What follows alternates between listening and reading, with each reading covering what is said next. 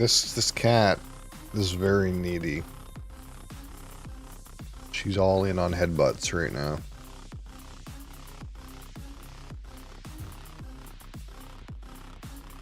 Comes in here with the DDX question mark.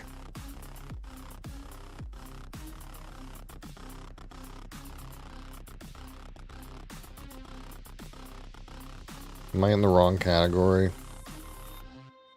I don't think so. I have to ask myself that now.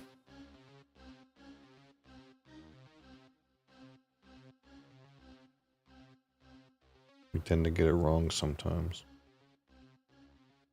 Hey, what you doing?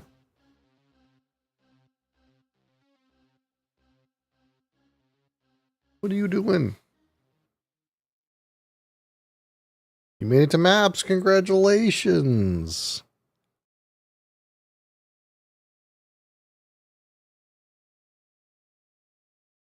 Minimum 50%. Well, they just don't hit you. No problem.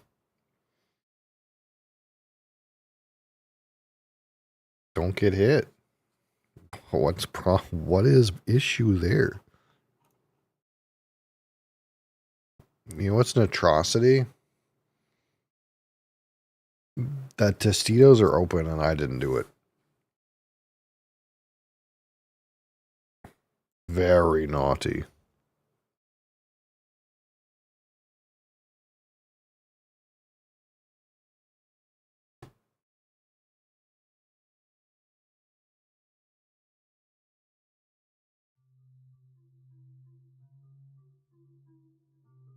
Deceptive Bacat is with us.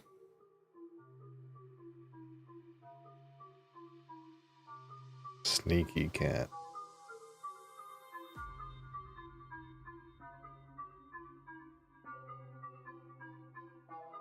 Right under your nose.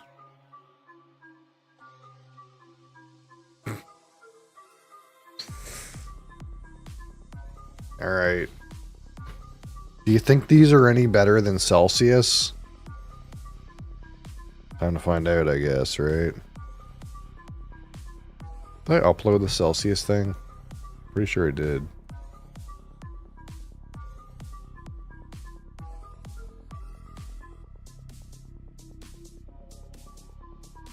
I did. Okay.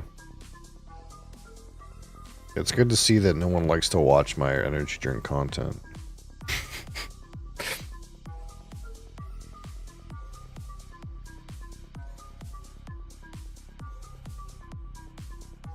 Maybe my shorts will blow up one day and everything will be discovered.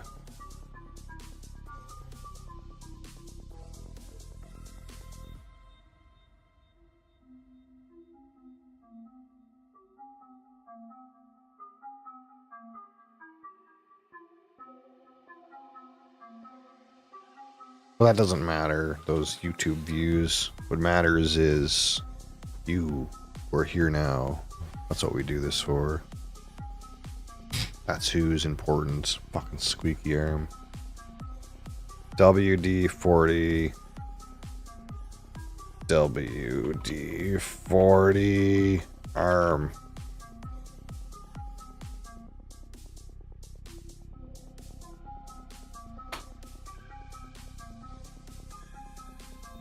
Huh, I like how buy sample bottles is still on this list. Fuck, I'm an idiot.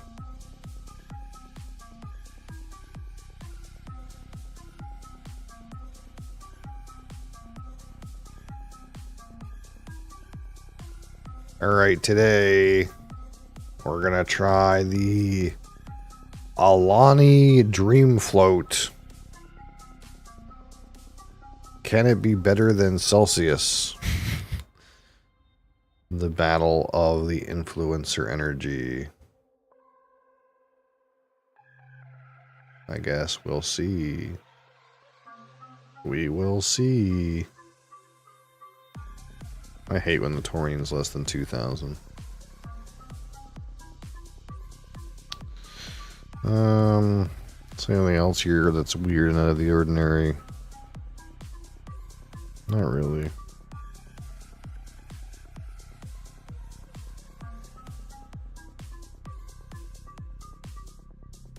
Alright. Let's give her a rip. Like it's a Beyblade.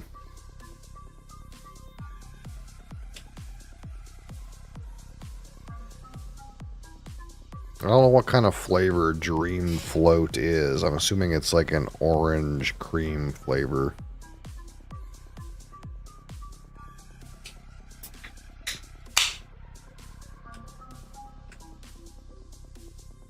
And it's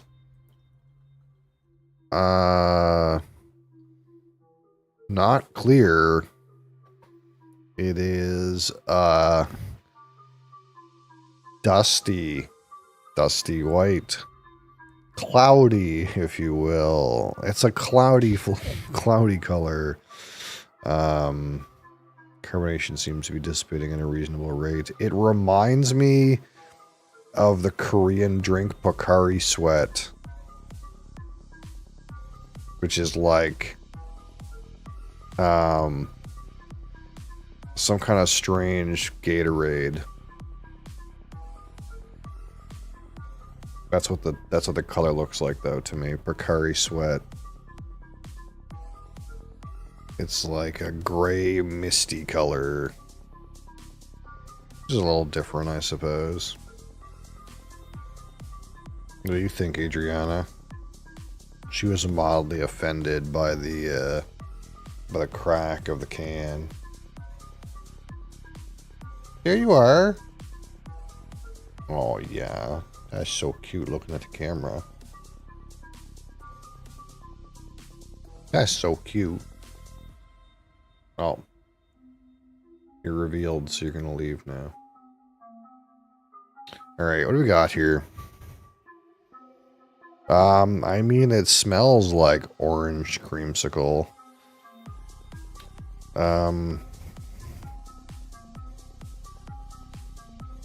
What other orange creamsicle things have we tried before?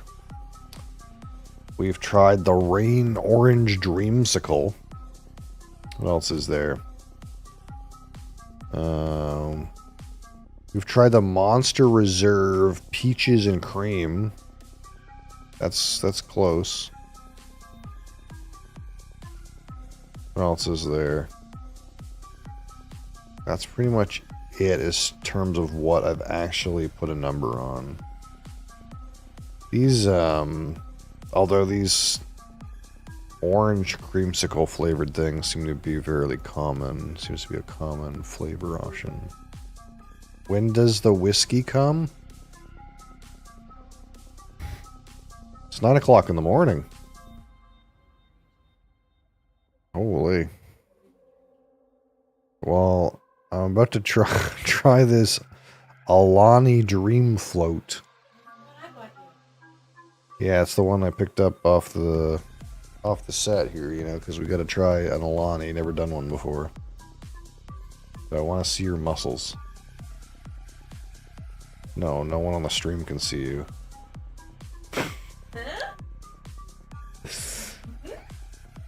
You know what I noticed?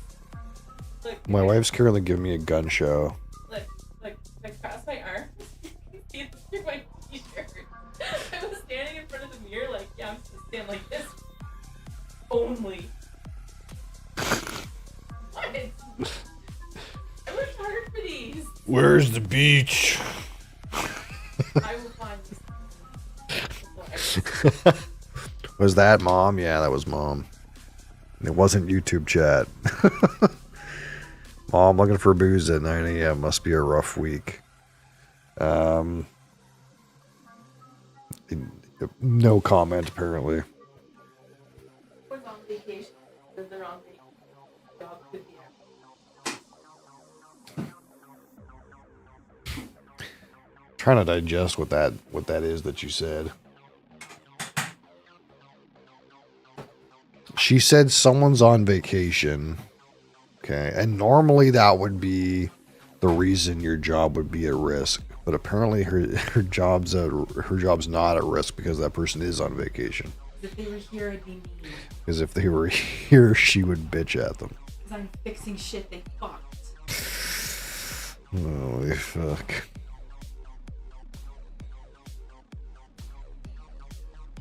Well, it just pretty much smells like orange and ice cream. That's what it smells like. Alright. Alani Dream Float. I almost want to just say Dreamsicle again, but this is actually called a Dream Float. Cheers.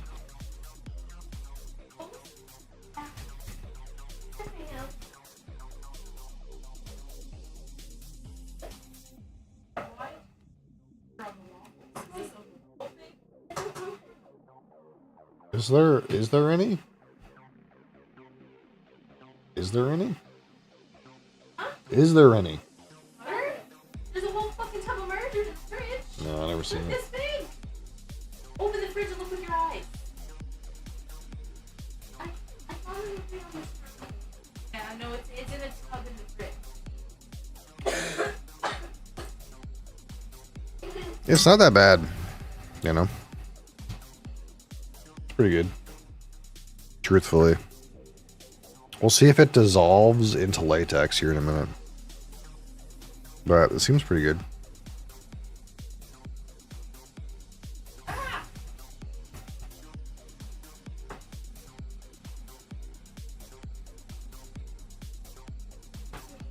There's so many things going on in this room, it's hard to process what's happening. Kettle's boiling. Cat's right here. Other cat's right there scratching. Child is going in and out. People are talking. Holy.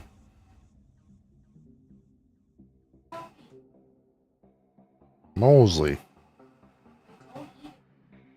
It's just hard for me to focus. That's all. There's a lack of focus going on. What? You got freaking... What did you got all over your hip? Mo's butt? What?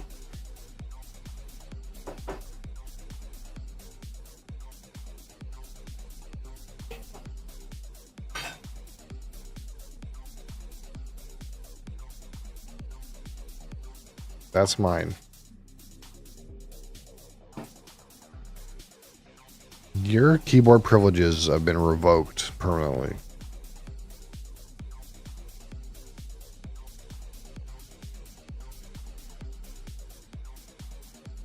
Mo's butt.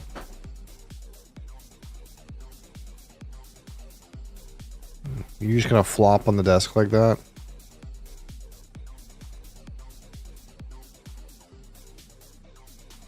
Chaos. Just chaos. I don't have a lot to say about this, to be honest.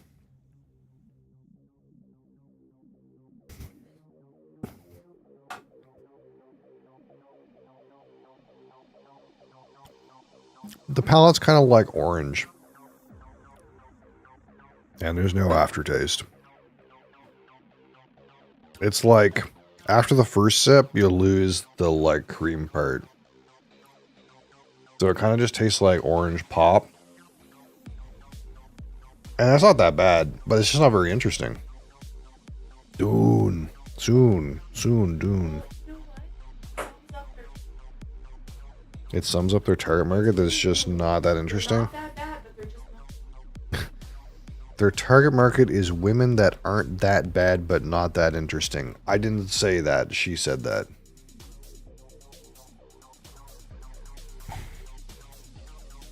Okay.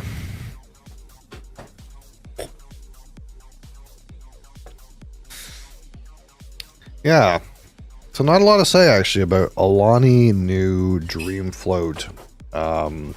It smells as billed like orange and ice cream. No weird chemicals. Get a hit of vanilla in there. And then the palette, like, it feels like right at first you get the like vanilla and the ice cream. And then like afterwards it just becomes like orange pop.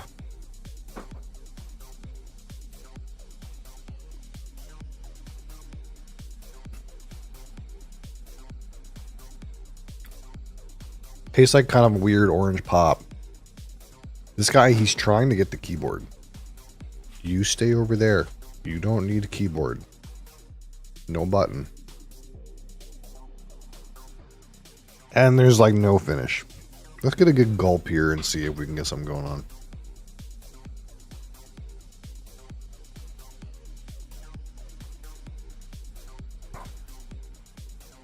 No finish at all, really.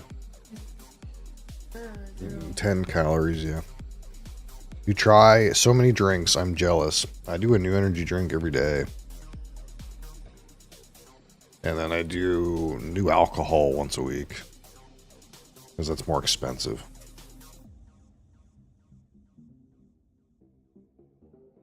Yeah, it just, yeah, it's like fine. Okay. So let's talk about aroma. Man,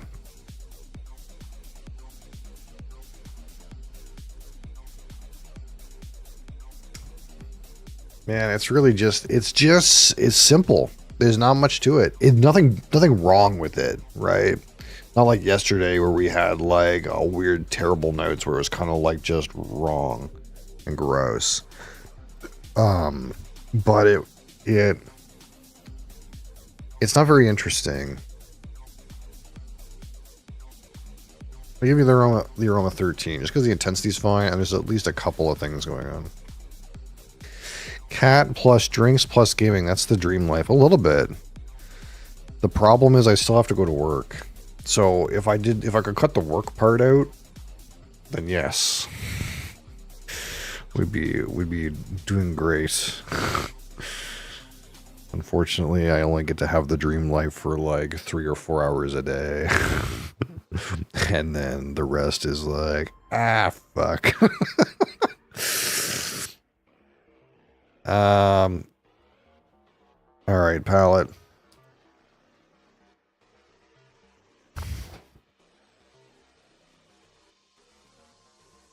Again, kind of just tastes like orange pop. Oh, Mosley's activated because the other cat is just going apeshit for some reason. What is her problem? I don't know. She's screeching. What are you chasing? Like, not in a bad way. In like a I'm hunting something kind of way. As if there's a bug or something.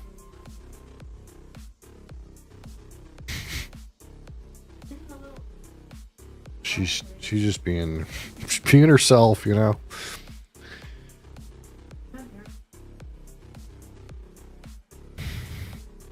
Same here, just without the cats, and most of my drinks are the same coffee or whiskey. Yeah, it's not economically reasonable to try a new thing every time. That's why I do it for you, so I can be economically unreasonable. Great.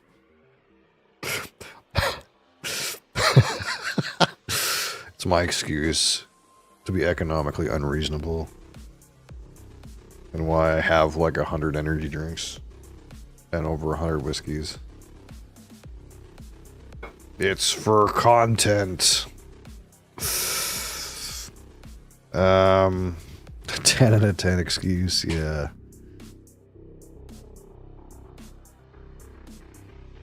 It's also not reasonable to drink that shit out of a wine glass. Well, that's great because it's not a wine glass. It's a whiskey glass.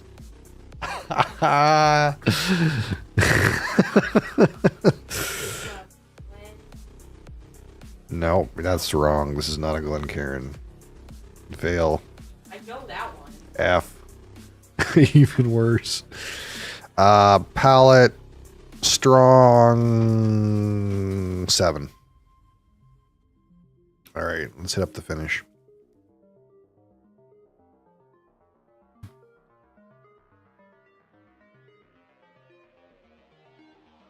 Reasonable. 13. Carbonation seems pretty good. Not sticky. No weird aftertaste. 6. Alright, my personal experience with this Alani Dream Float. Alani New. I think it's Alani New. I don't know if they have... I'm an old, but there's like an NU right there. Also... maybe it's just me, but I don't really understand why the name is sideways on the can, as if you would be looking at it like horizontally. Does that look like a little weird?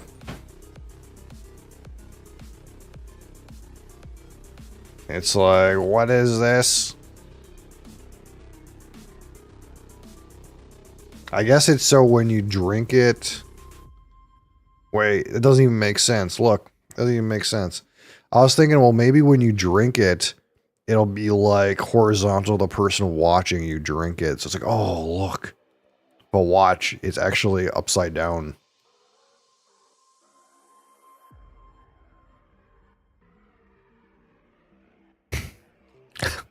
It actually makes no sense.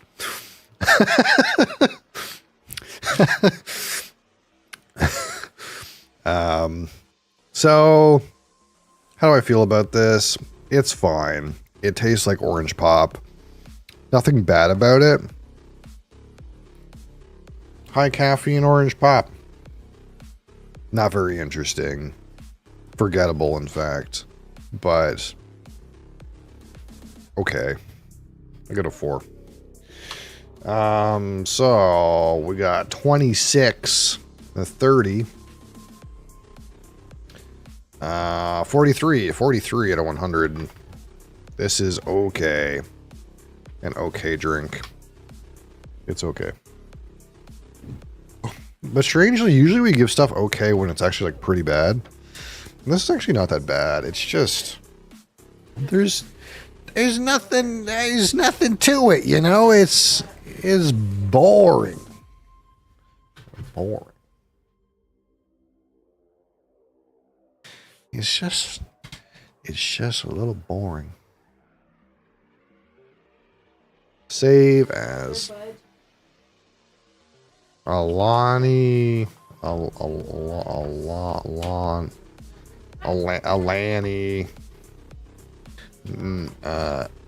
Dream Float. Hi, Redika. How's it going? Save. Exit.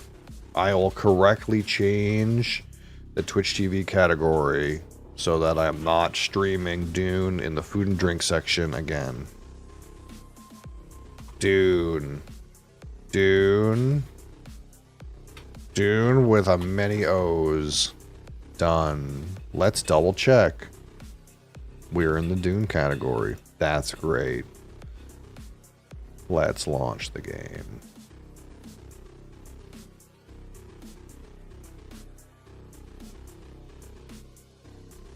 One of those bananas was liquid.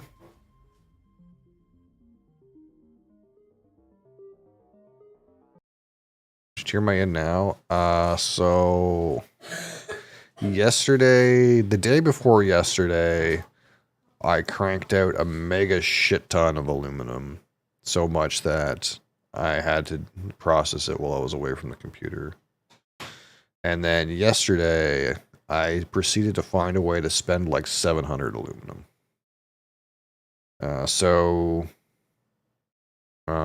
We literally, the last thing I did yesterday was make my first helicopter.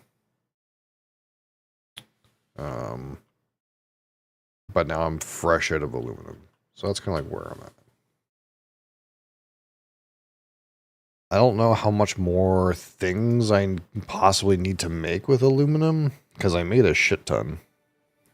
I have 5 thopters now. Yeah, I don't play as much as most people. It's okay. I expect to be behind. As I said when you were here first, I'm the slow casual playthrough. So, I will always be forever behind.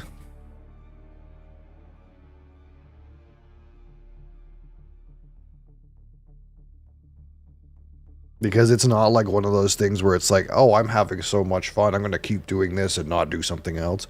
It's kind of like, this is just the amount of time I have in life to spend on this.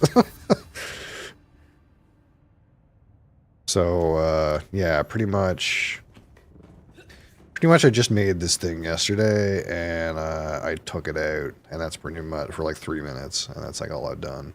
The mechanics are kind of wonky, eh?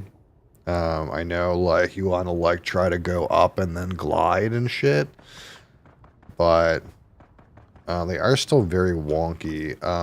I think I want to, like, change the controls if I can.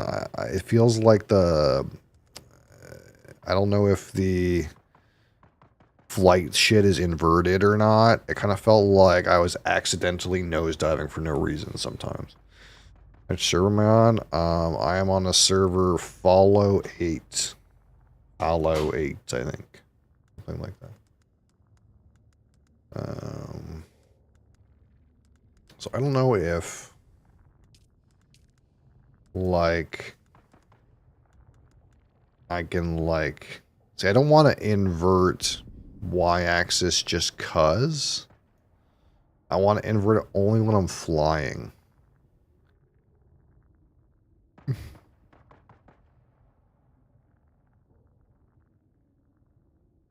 See, why does it say invert mouse y-axis? See, this wasn't the issue I had, though. It wasn't the mouse.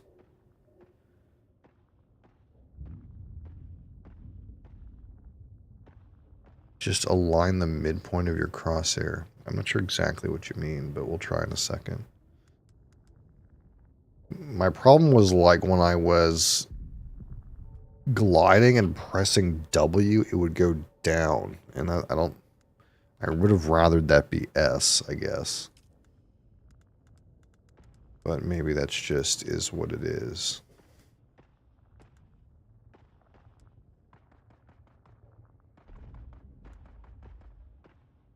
Yeah, it doesn't seem like there's anything that does what I want.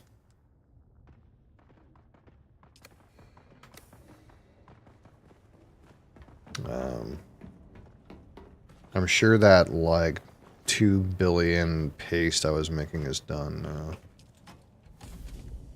Oh, no, that's right. I gotta set the other fucking 800 of it to go now. Okay. This doesn't have anything to do. So let's get our bodies out. Start getting our bodies in here. I need to get some aluminum. That's the first order of business. But we'll take the thing out for a fly for a second, just so that I can kind of maybe understand what's going on with it. You can control it with your mouse? We'll see what happens. I didn't really also, I did figure out that this, like, hole I built for it is maybe, like, too small. Although, what the fuck is that? Is someone dropping shit on my fucking shield? There's some scrap metal appearing on my shield. I don't know if this is some kind of, like, I don't know, Harkonnen death message or something, but...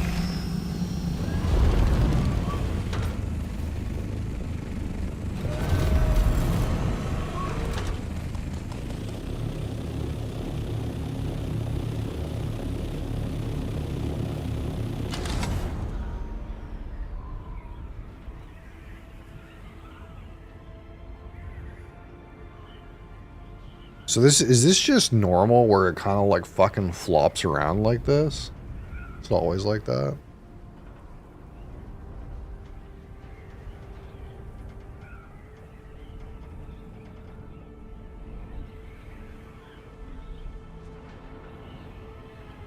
The line in the middle, you have to keep it in the middle. Oh, like this? That's not obvious. Put the crosshair just under the V. Okay. That was not obvious.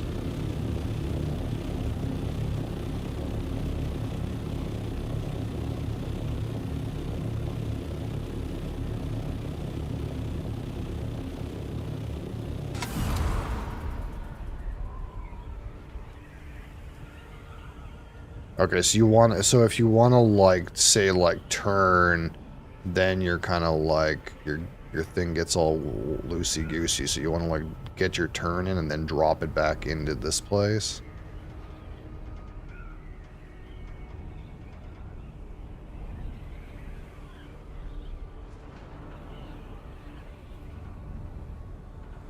Use WASD to turn and back? Okay. S-glide is about the height of the V under the line. Turn fast, just turn on vulture and look back quick.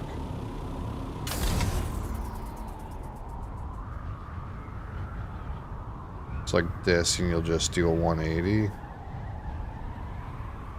Okay.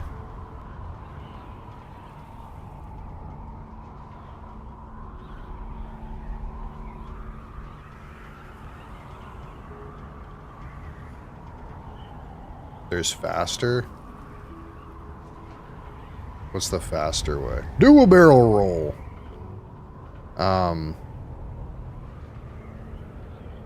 Roll with A and D and then hold S. Oh, that's hard. I don't know what you asked me to do, but I'm now in a free fall.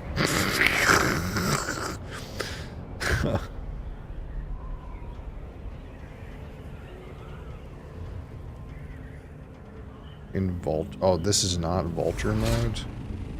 Is this vulture mode? I don't know the difference. I thought vulture mode was the other one.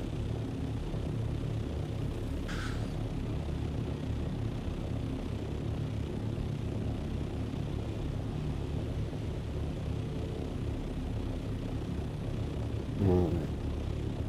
Vulture is the glide mode. Yeah, that's what I thought. Don't be weird somewhere else.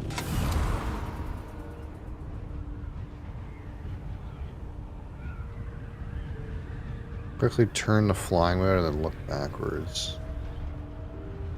I got two different people giving me two different information. I'm just fucking around and see what happens.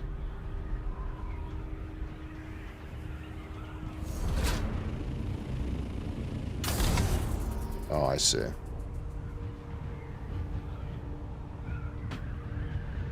Okay, now what are you saying?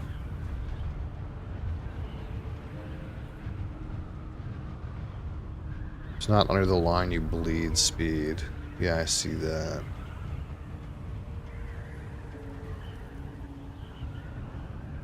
I mean, I'm bleeding speed anyway. You mean it has to be like all the way down here? I'm bleeding speed anyway. I don't understand.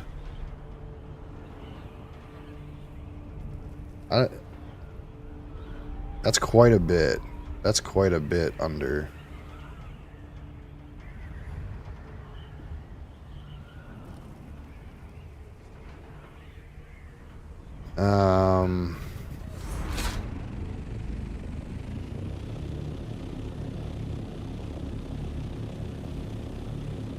Yeah, I don't know this thing you're saying about like roll and then press S. That sounds like some Zoomer shit. I don't know. Nobody who does balance at GGG is good at their job. Aren't some of those guys like people you know?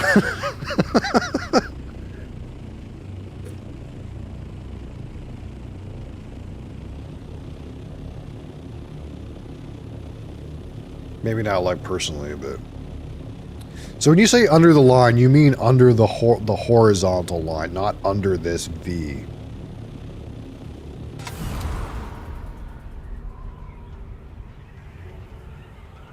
Okay. That wasn't obvious.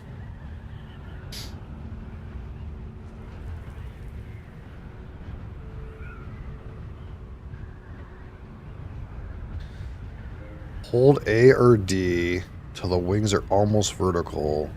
And then once the wings are almost vertical, hold S to pull. So like... Oh... That's not, is that faster than just like flapping and turning? That's faster, eh? Huh. That takes a little bit of like dexterity, but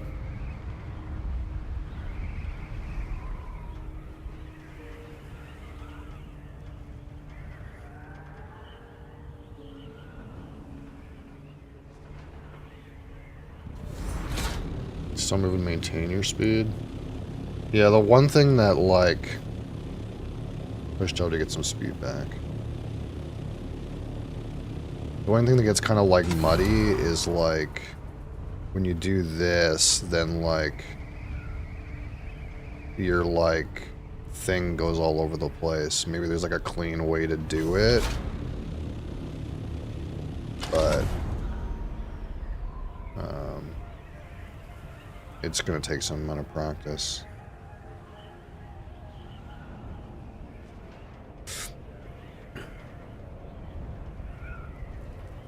WASD is basically the yoke. Yeah, I kind of get that, but I've never played a flight simulator ever in my life. So I don't, like, have a mental, like,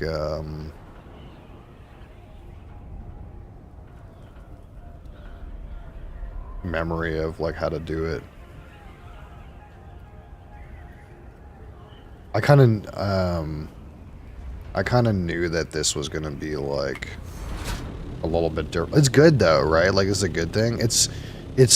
I'm so, like, what's the best way to put it? I'm glad that there's more to this than, like, some kind of World of Warcraft flying mount, if that makes any sense, right? Where it's kind of just like, haha, I've got an airplane.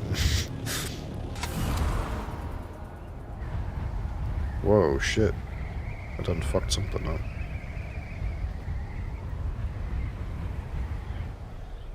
Okay. See, this is the thing I get fucked up with, is when you're in, like, the glide thing, and you press W, your thing just nosedives like that. I fucking hate that. I wish it was inverted. You know what I mean?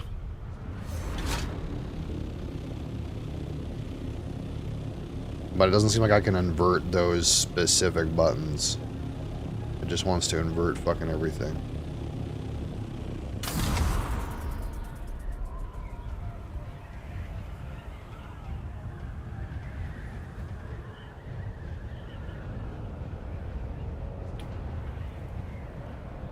Yeah, I know that's how an aircraft yoke works, but that's not how my brain works, and that's all I care about.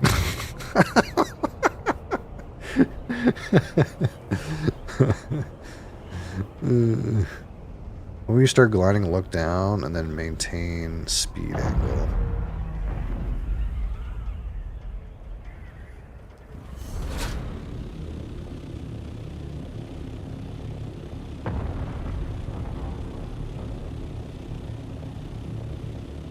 What are you eyeing about, Crix? Try not to be under 350.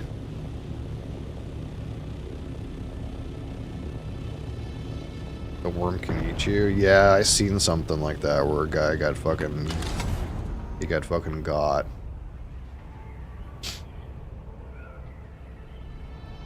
A fucking worm came up and ate his helicopter. That's so fucking cool, though. To be honest.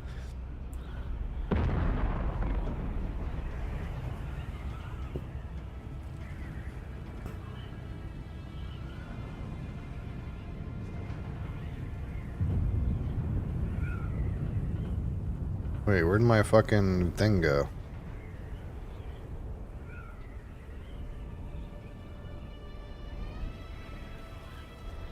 Oh, it's all the way the fuck... I can't see it.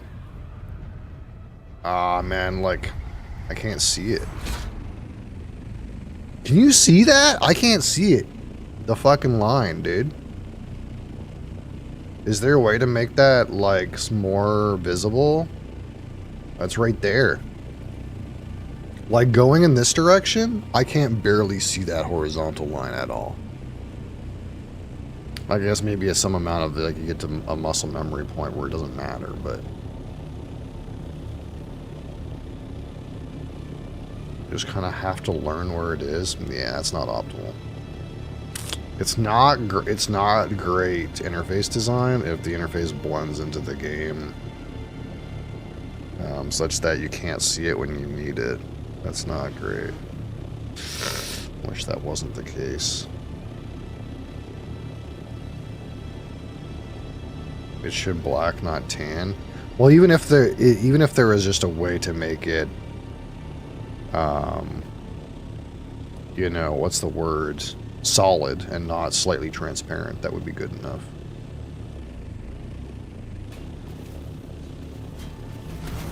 But yeah, I should make this, like, bigger.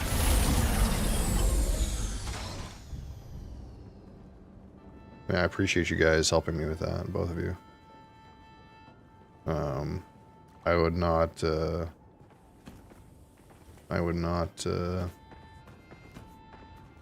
figure that out on my own.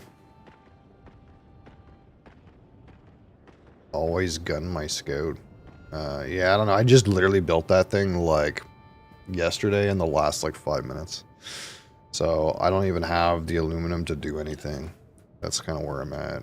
Like I'm like fucking broke, you know.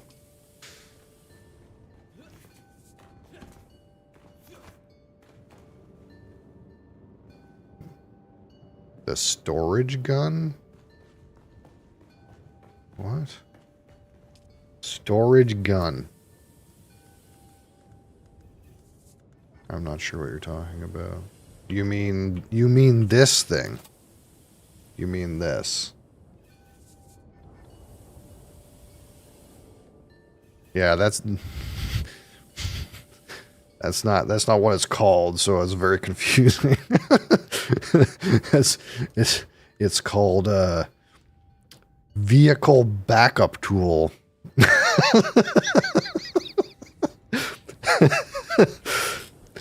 I thought you were talking about like storage for the plane to put on it so we could hold stuff and a gun for your plane. That's what I thought you were saying. And then I thought, is it a storage for the plane's gun? Not to be like pedantic, but I actually had no idea.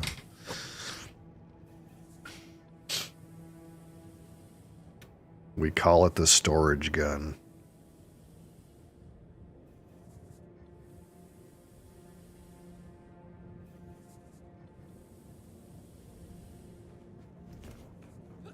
Always store it. I mean, it kind of looks cool like sitting in this little area, though. That's kind of cool looking.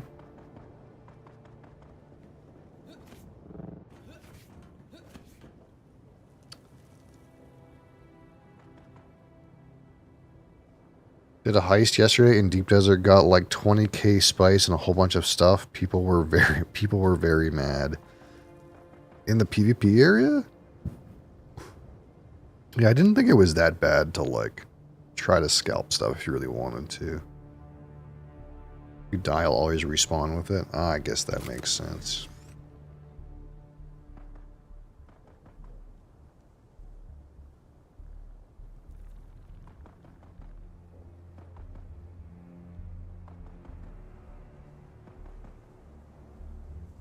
We're putting their FOB in the PvP area still. I don't know. Don't know, Chief. Good question. I've never been there and I don't know. All I know is I need to shoot some more rocks. This I do know. Oh, this thing needs like repaired a little bit. They were hogging up a plastinium area. I was annoyed by them planning it out very well and hit them hard. So to be clear, you took from their base?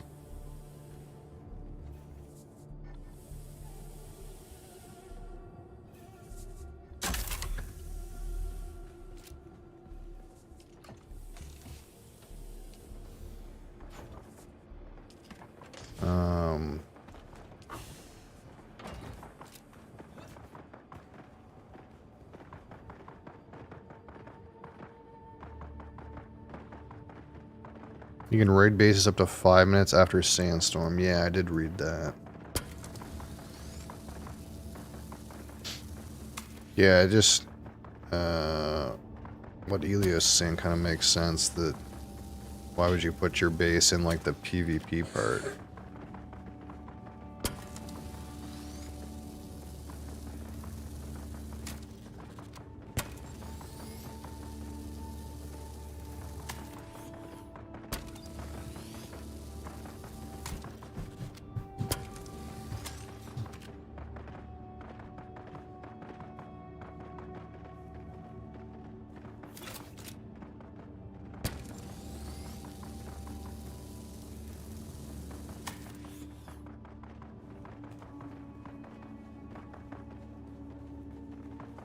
Oh man, Thor is on the old YouTube stream. Rock and Stone, brother. He was near the back end spice field. Oh. I don't know where that is, but I don't doubt your information. I'm just clueless.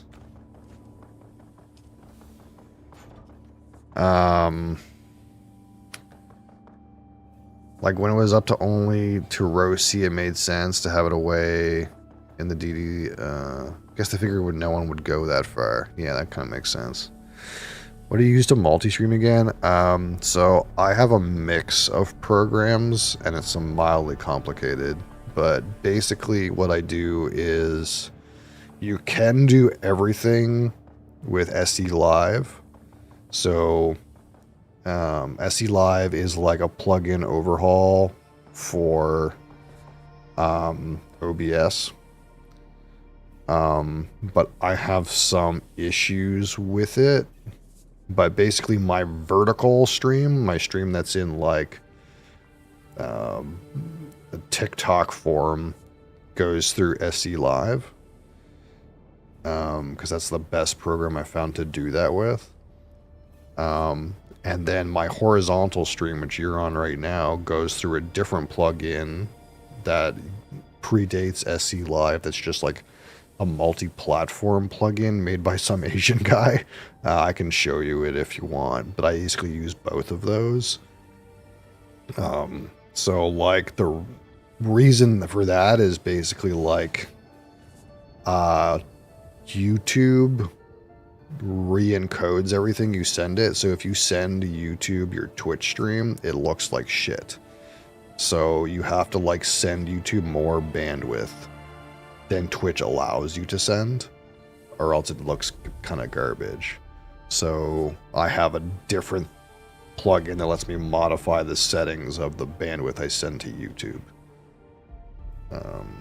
So I can kind of like show you what I have if you want at some point, or I can DM you. It's like a cocktail of the stuff. But it's a couple different things, yeah. Jokes on them, we scout out all that, but when I'm group, it's mostly PvP.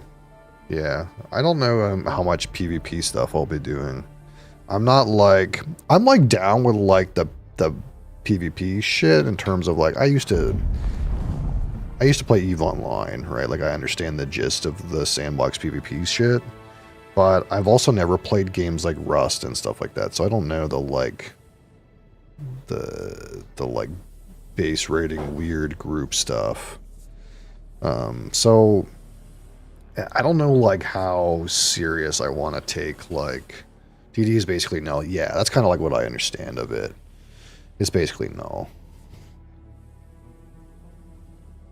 The thing is though is like there's no like the thing is I spent lots of time in null, but I spent lots of time in null in like not in a major power block. So like I either did it as like small solo ship, like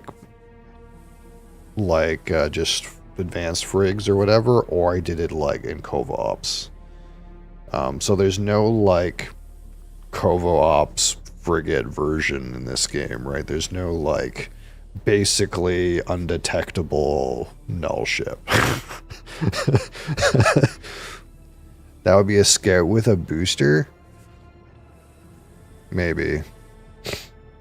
I guess there's no bubbles, right? We don't have any bubbles in this game. Nothing will catch it? Okay. Wet my whistle a bit and see what happens. I appreciate your offering because I'm sure I'll need some help at some point, yeah.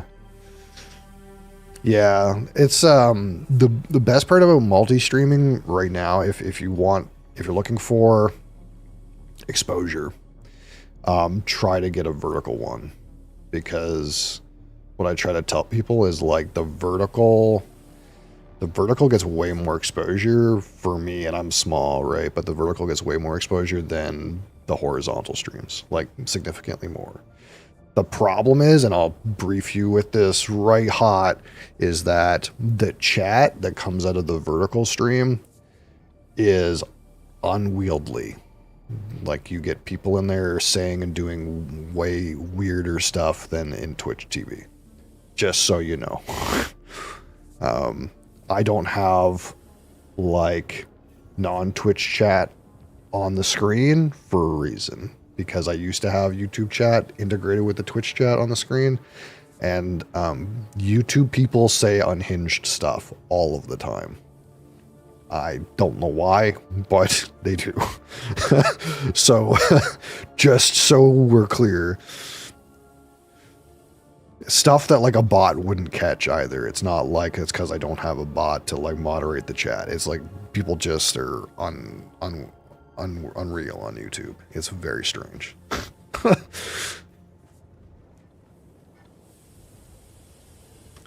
Isn't it against Twitch TOS to include other stream chats on stream?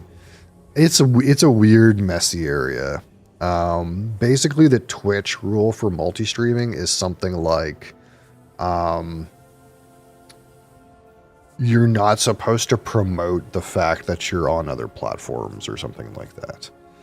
So people can like construe having other platforms chat on the feed as you promoting your stream to other chats. Heard someone got suspended for it recently. Yeah, you know, I also heard somebody admitted to view botting and they didn't do shit. So who the fuck cares at this point, right? I heard a major guy just said, fuck it, viewbot, it's legal on live on stream, and nothing happens to him. So if he's not going to follow the rules, but strictly, I think it's a bit gray. It's a bit gray about what's allowed, in terms of that. But yeah, you're not supposed to promote the other platform or something weird like that. I don't know.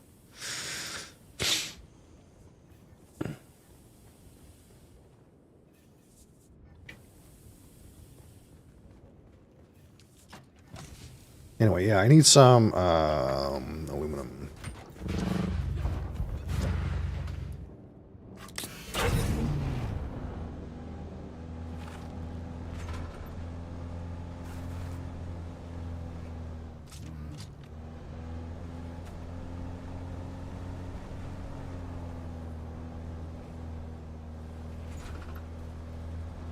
Man.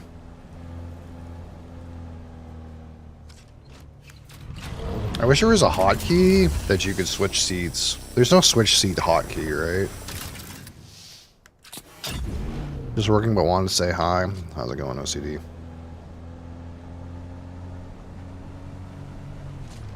Not yet, yeah.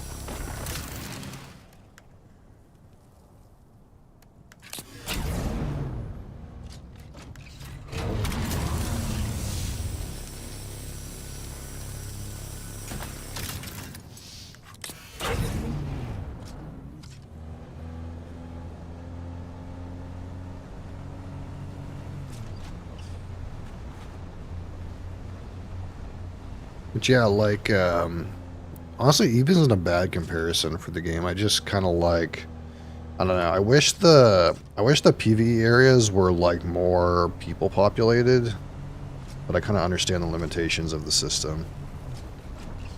And like, you are YouTubeWatch.com. That's a weird link. I'm pretty sure that's going to take me to the YouTube homepage.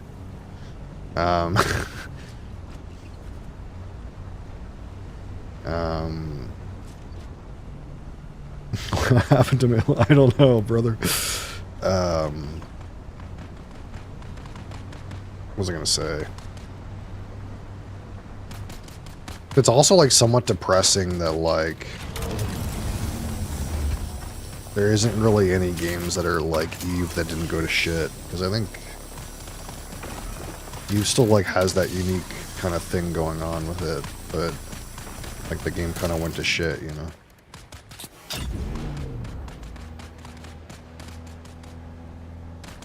And I think that's kind of like somewhat what they intended with like the Deep Desert, was it's supposed to be like some kind of like band together fucking player alliances for a week sort of situation. But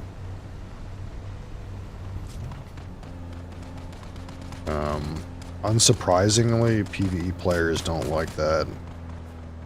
Because there's not like a great... I guess it was supposed to be something like the crabbers were supposed to like drive the sandcrawler. I don't know.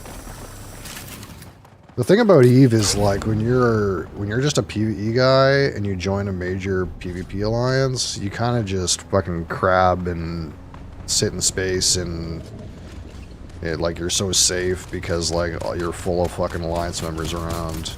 And like even if you're a PvE player, you can still kind of just crab and no one cares, right? Like you don't really die very often. And this game just like doesn't have a great way for a PvE player to fit into that equation, I think, out there.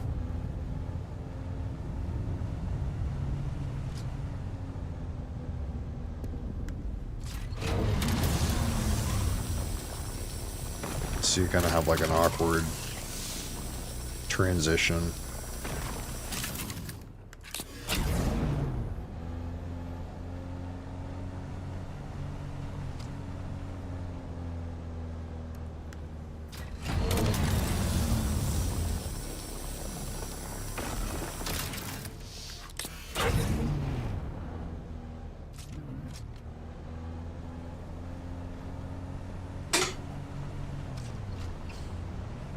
That, yeah.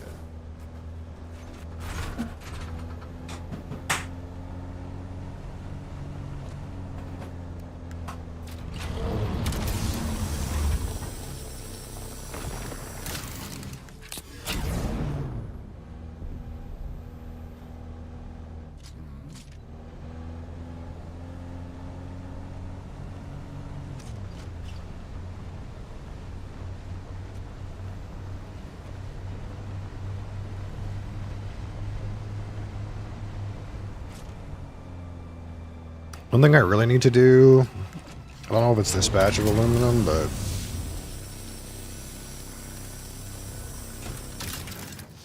I need to like reorganize all my storage and shit so it's not dog. We have to transition from like that shit storage that I was making just to like dump shit into the new base and like something that's mildly resembles organized.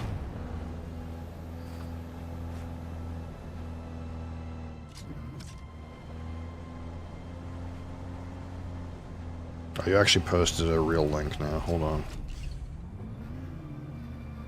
Tyler's Angry Addiction. Do I just need audio for this? How? How did they think that was okay to even put it in the game? I'm so sick of this fucking company. The trash! Fix the game! It sucks playing the shit! And I'm fucking addicted! So I can't quit! Okay. Can't stand watching that dude, hurts my ears. The guy's a character. He's a character for sure. He's me, I'm him.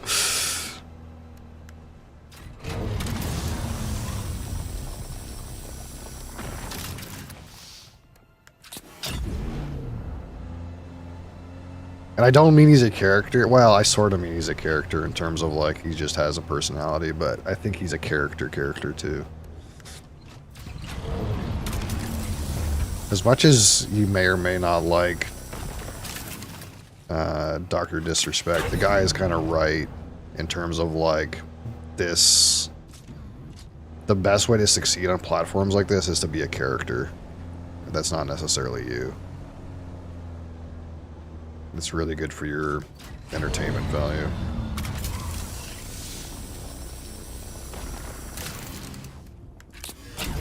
People love that shit.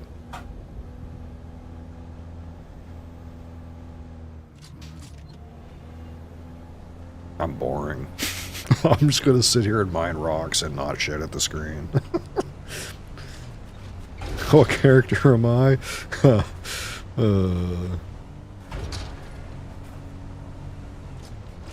Depressed. Boring bald guy. Yeah, I guess. See, the thing is, though, is if I wanted to be boring bald guy as a character, I would be way more monotone and way more boring and way more flat, but to make it a thing, right? You could make boring bald guy a character. I'm not even that. I'm not boring bald guy in a character. I'm just a bald guy who's boring. Oh, fuck. But it still keeps you coming back after 10 years, Creeks. What do you have to say for yourself?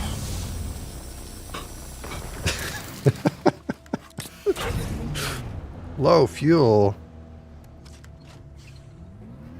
Wait, my fuel wasn't low. It was at like half. Car lied to me.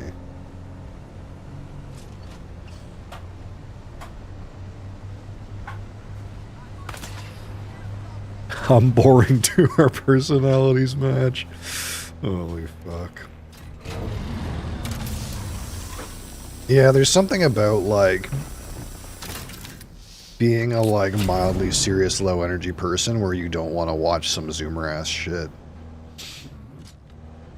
To me it gets tiring. I don't know about you, but like I always got that vibe out of at a fucking Quinn stream. Is you go in there and it's a good meme for about half an hour. And then you're like, this is too much. This is too intense for me. I can't.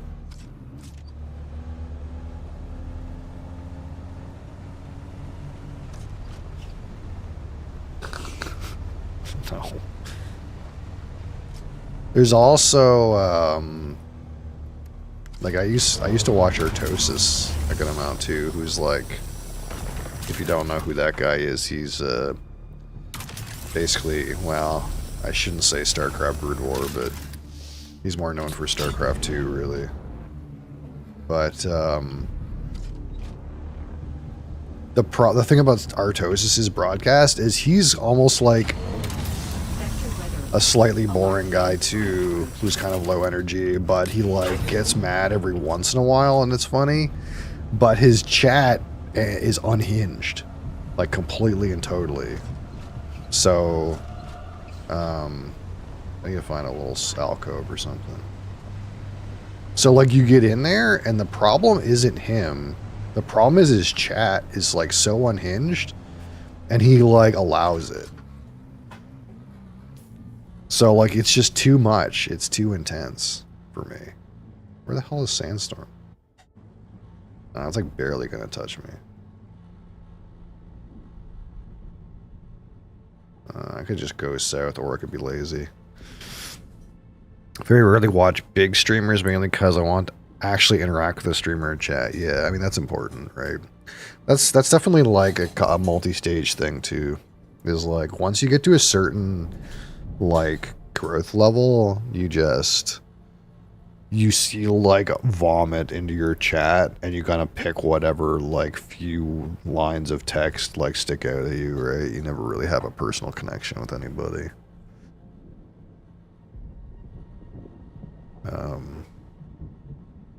But yeah, I just find it like exhausting. It's like, I don't know if you've ever been on Artosis' stream, but it's kind of like he allows just some of the worst text-to-speech ever. And there's like only so much Mario and Luigi porn that is funny. It's like the guy's trying to play Brood War and Mario Luigi porn is coming over text-to-speech and he's like, come on guys, stop it. And he has a fucking foot pedal to stop text-to-speech. But it just keeps coming. Because the guy gets paid $5 for like 30 seconds of text-to-speech. And it just, everyone in the chat just eats it up, and I just like, I can't take it after a while. After like half an hour or an hour of that shit, I'm like, this is just too much for me, man. Too much is happening here.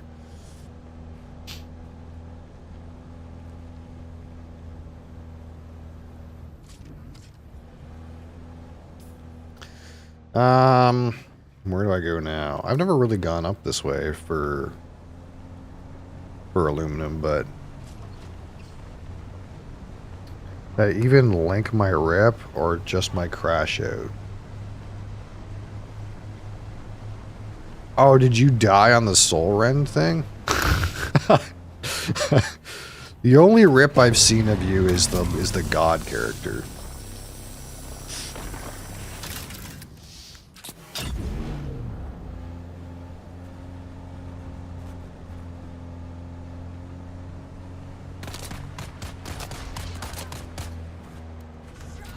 I'm gonna mine these rocks. Can you guys fuck off? Is that one really too far?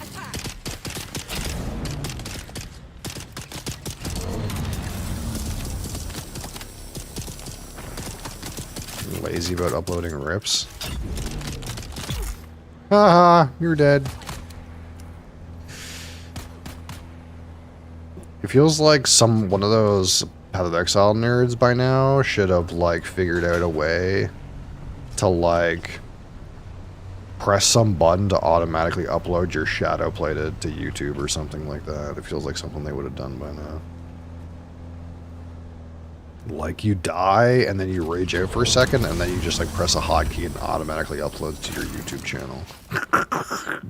I feel like that should have happened by now. We're full already.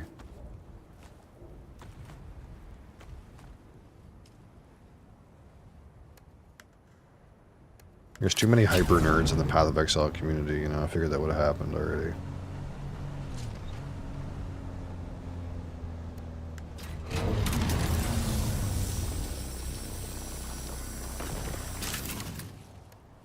If you use Steam, Shadow Play is free.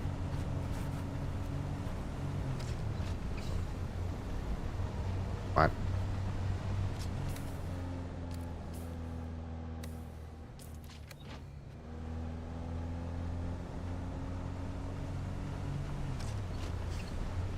Is PoE one of those games you need a damn spreadsheet to plan your character? Yes.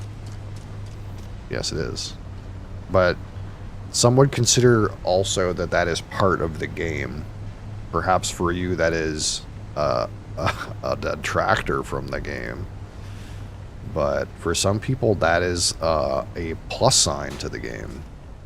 So it's kind of like we just talked about EVE Online. You know, spreadsheets in space. It's a game for people who think spreadsheets in space sounds like a fun game. That's one thing you have to remember. It's for those people. Use spreadsheets at work. I don't want it in a game I play. I can be down with some amount of spreadsheet. I don't use spreadsheets at work, though. See, I'm that person who broke free. I was the nerd who started a nerd career and then broke free and went to like a labor career.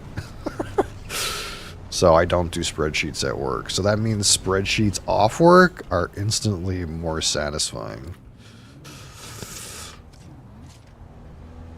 We don't use a single spreadsheet. Yeah, but you use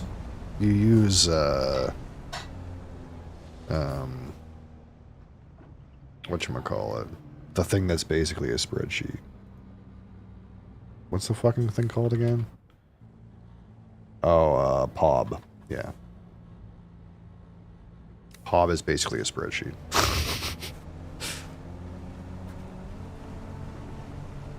It's just you don't see the guts of the spreadsheet. Like all those numbers it poops out at you to tell you your numbers. That's a spreadsheet. It just, you don't see the guts of it. It's not confusing at all. Even if your statement was true, that doesn't make it not a spreadsheet.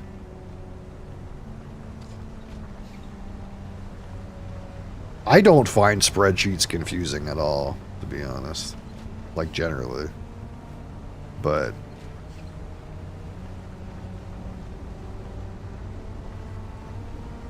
I can understand why they might not be entertaining, I suppose.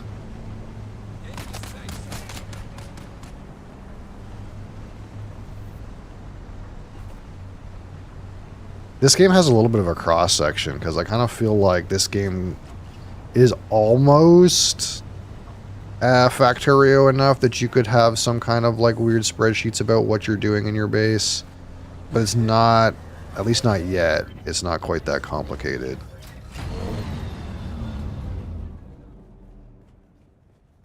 Just when you use them all do at your job, you don't want to use them for a game. Yeah, mixing work and play is oof. Okay, let's see. How much can I dump in here?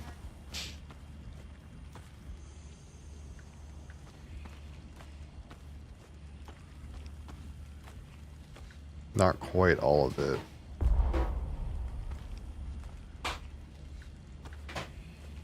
I guess I need another box.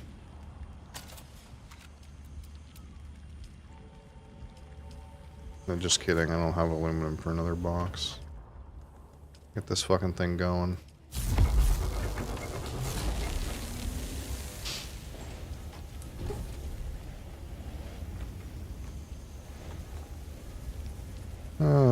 Put this somewhere else. For now, like we need to overhaul all this poop so that it's not random boxes anymore.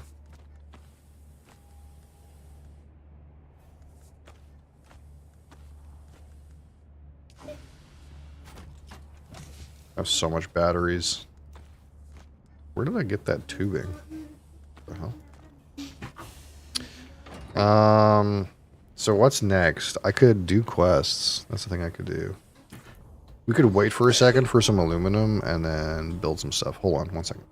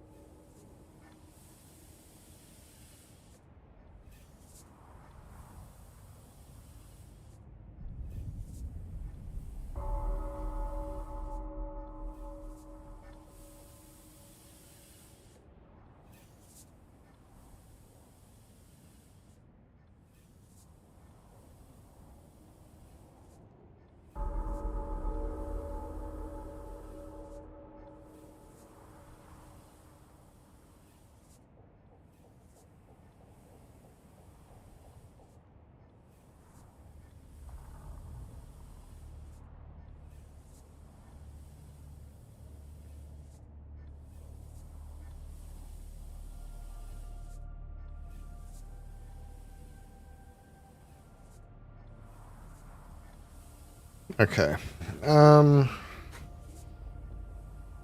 Hey, what happened to my water cistern? What's happening? Is this considered outside my base? Or something? It's damaged. It's damaged, right? Do you think it like clips into the wall or something and it's considered outside my base for some reason? This is damaged, right? How do I see how much hit points something has?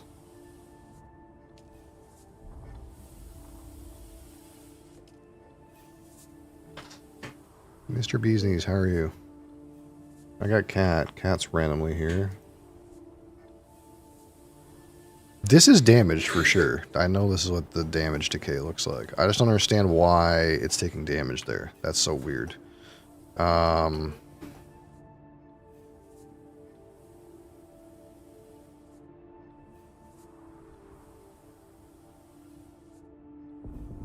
I can move it, but how would you repair a building? Just working? Yeah, fucking amen, brother. How do you repair a building? Is it like, hold on, I can you move? Can you go this way? I can't see nothing if you go, no, this way. Can't see nothing if you go over there. Move. Repair. Yeah, see, it's half broken. These are all okay. What happened to this random water cistern? How did this happen? Okay. I mean, the reason this is here is so I could check my water level. I mean, that's the only reason it's here. Let's just put it here. I know I can check it on the still, but...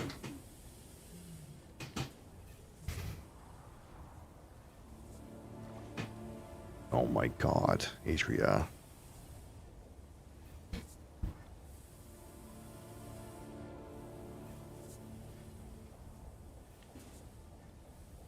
My goodness, Cat.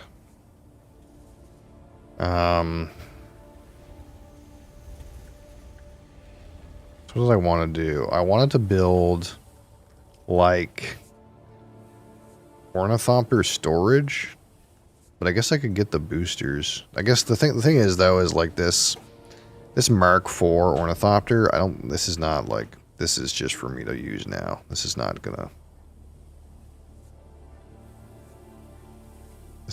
like a long-term vehicle. So if I get the storage, then at least like I can like hop around and put stuff in it. 500 is not that much, but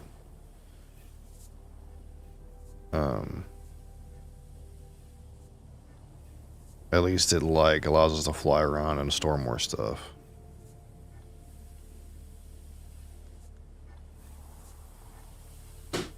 I need 5 more ingots. So what needs to be done here? Like I'm trying to think about what my progress really needs to be. So, like,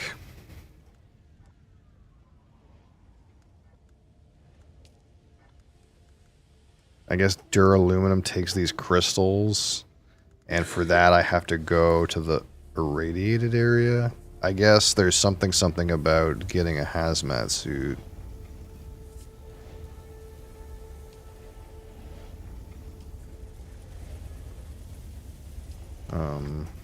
Is this thing done sloshing? It's still sloshing.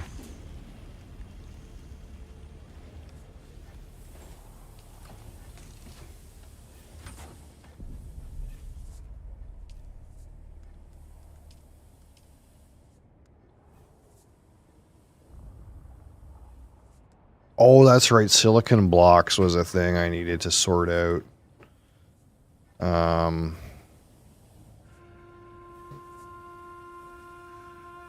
And I was going to build a new compactor, too.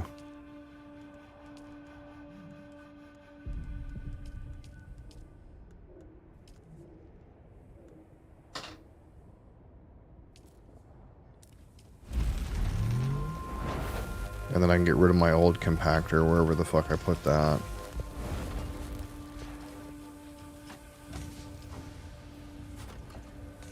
This thing.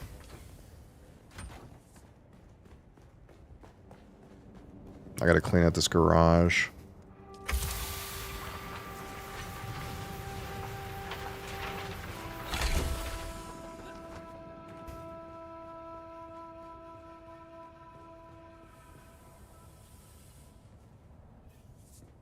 I guess that's going to increase the time it takes for my...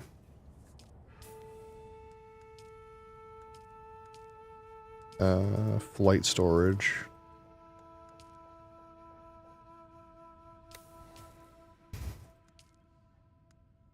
I need another fuel cell.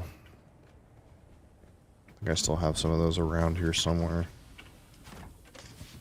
I need that EVE Online thing where it like tells you where everything is. Your fucking random frigate is in this fucking station. I need the game to tell me which box. I need to name my boxes. Have the game tell me which box things are in. Maybe I'm out. Maybe I'm out of gas.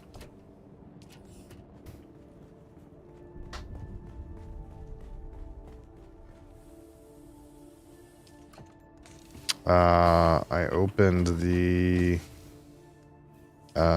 Talisker 8 Diageo special release, stone spun retoasted. It was really salty, and it was basically like a really aggressive peated Talisker, I suppose. Again, it was 8 years old at cask strength.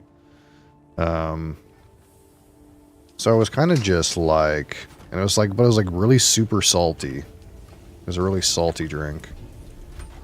And it was very like not hot, but like numbing. It was like numbing on the gums especially.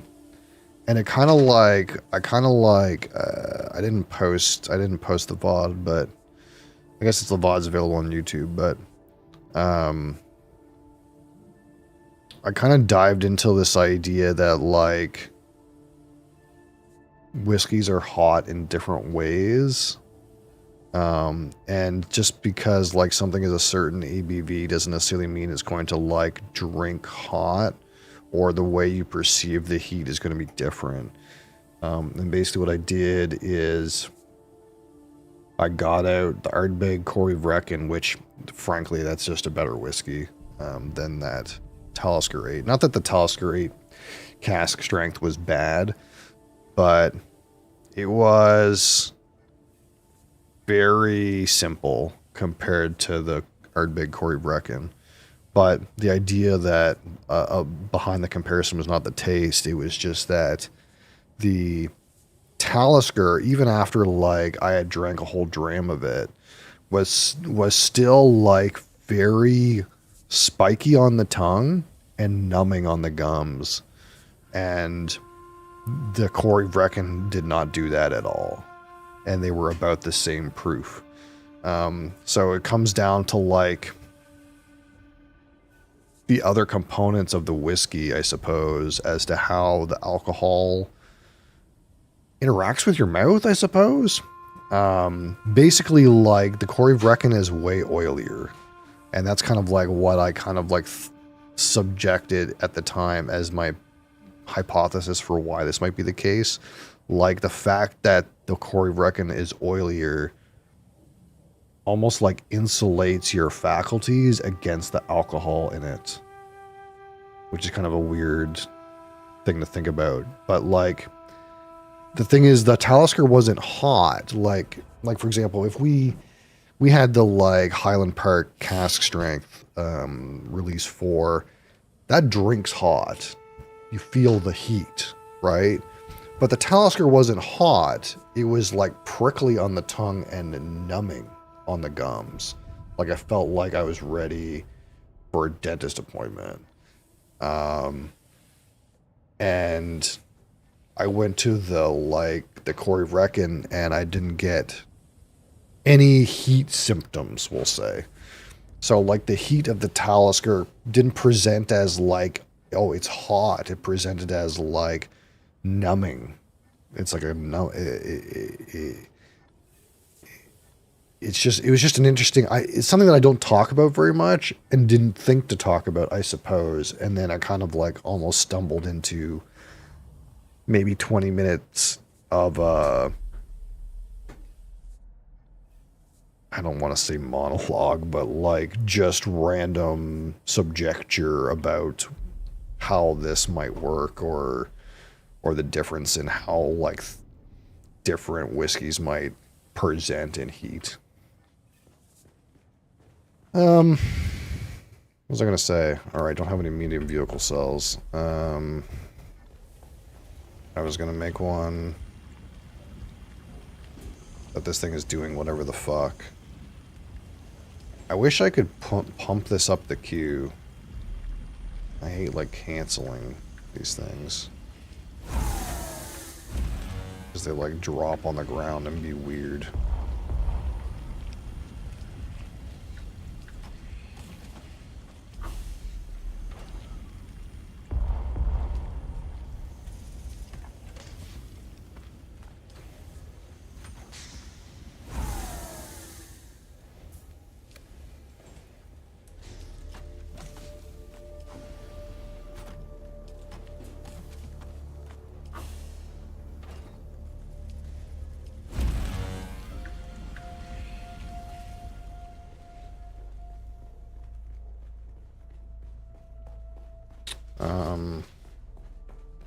Aerial storage, where are we at?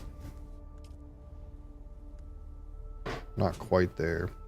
I'm kind of thinking I want to just take the ornithopter and find a random flower sand bed that's like not dog shit to harvest, and pump the ornithopter full of flower sand. I think that's the situation I want to. And actually, now that I'm thinking of that, I think I might need another one of these chemical refineries, because frankly, that one is going to go for another like 3-4 hours just on cobalt paste. And flower sand, silicon blocks is also going to come out of this thing. So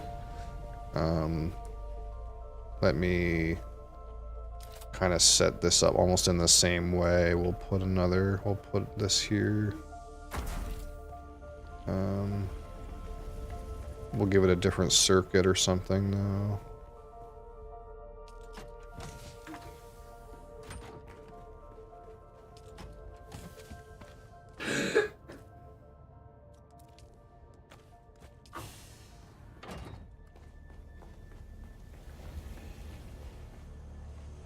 How did we do this before?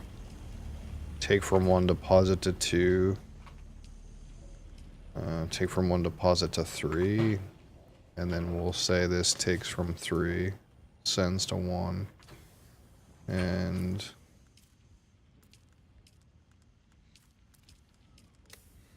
lock this up.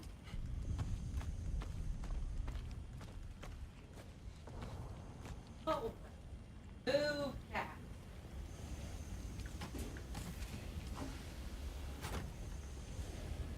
How much space does this have? 500. Maybe I should do the same with this thing.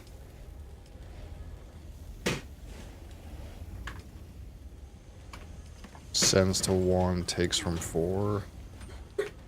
And then like sends to 4.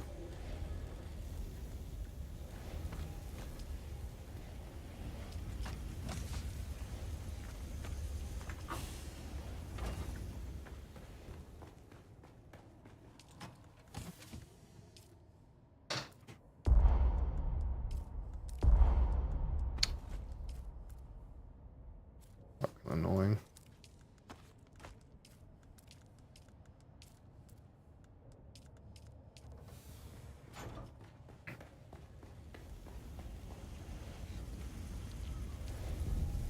I want kind of a better way to do this, but for right now I kind of just want a better picture of what the fuck these things are doing. Because like if I look in this one, it like kind of makes sense what's going on. Okay. How close are we now? Oh, I'm an idiot. I just made another fucking aluminum bin. Shit. Gotta get corpses going again. What are we doing for water anyway? Pretty good.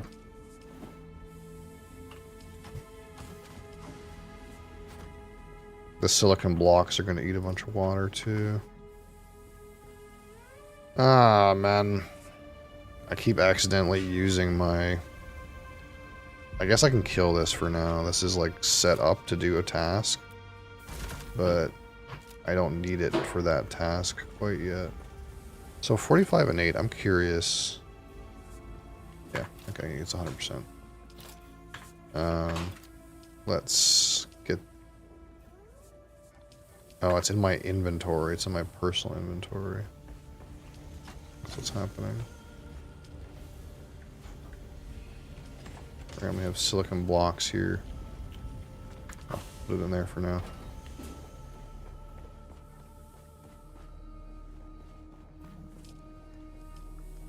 I need 2 ingots.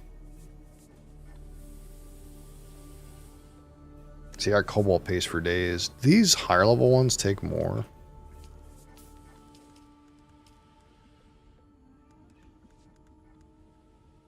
Say I researched this just for the meme. No, they take some, but not like more. What's the idea behind like a better welding torch? Does it repair faster or more efficiently?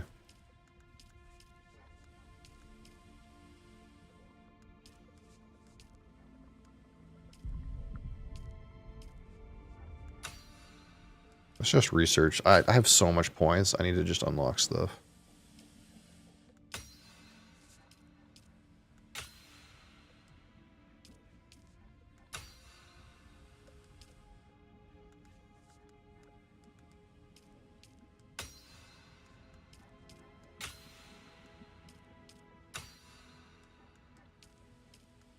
The fact that like you have to like complete little dungeons in order to get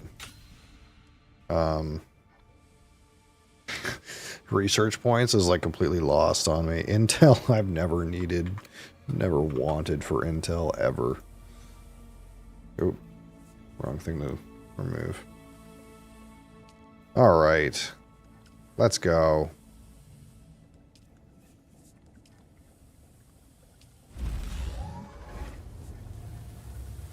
I guess technically you should probably have a different ornithopter to put in your storage as the one that carries stuff, but this is the only one I have. So it's going to be the one that carries stuff. What do I not need that's in my inventory right now? I guess I could put this welding torch down, or this constructor thing. I can just like get this out later.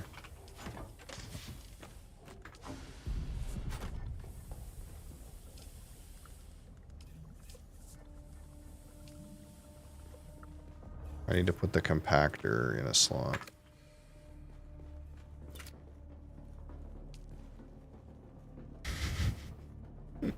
I just hear from somewhere else in the building. Mosley, what the fuck is wrong with you?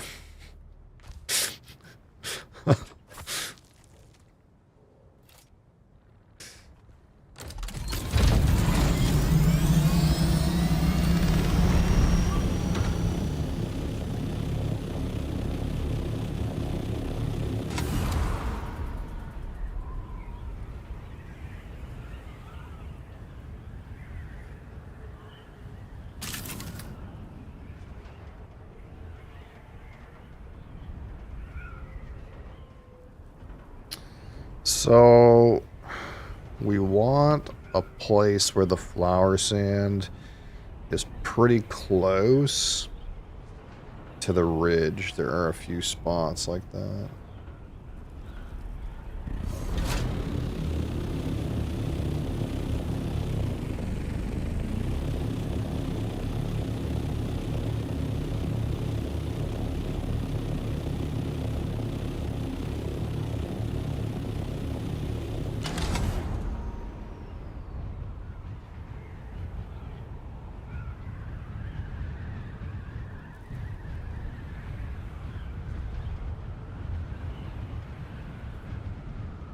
That way, like, when we're gathering it, we don't really have to worry very much about the worm eating us. I think that worm right there. It's like this one's probably pretty good.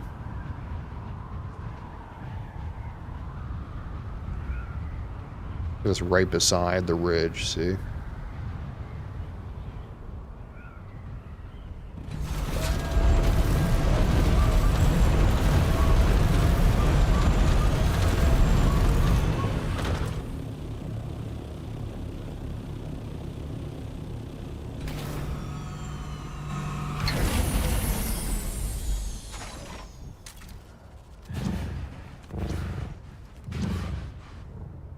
Although, like, once you get on foot, it's like a little longer than it. Oh god, there's a fucker right there. Not as close as it seems once you get on foot.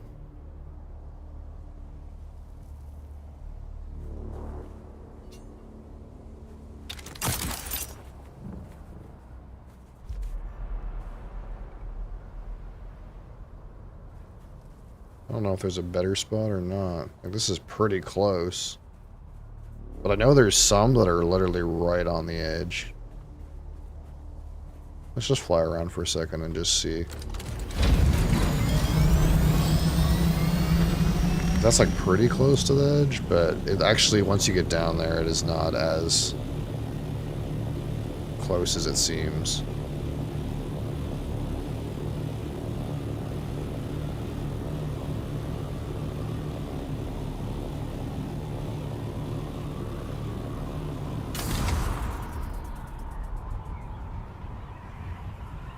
I want to see if I can find one that's even closer. There's one guy, I think it's over here, where the guy's base is literally built right on top of the flower sand. Like, how about this one?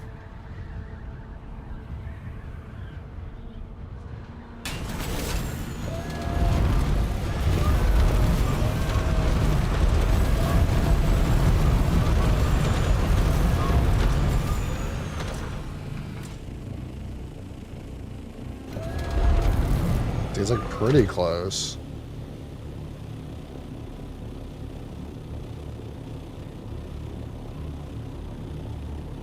I don't really need like more than one, right? So some amount of this is just me trying to learn like what the best one is to do. Yeah, see, like look at this one. This guy's base is literally right on top of it. This little hut, dude.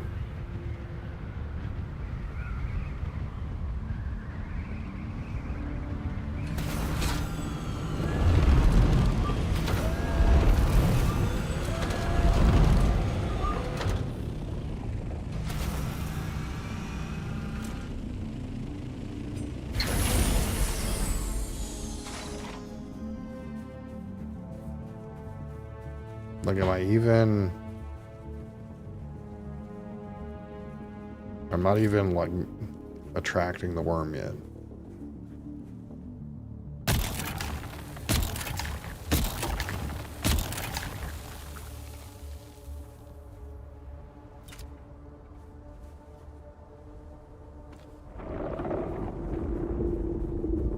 He's over there.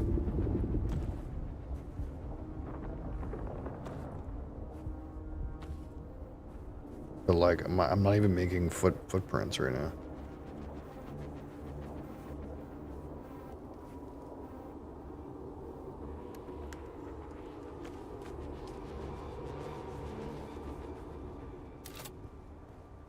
So I'm assuming that's why this guy's base is like right here, his little hut.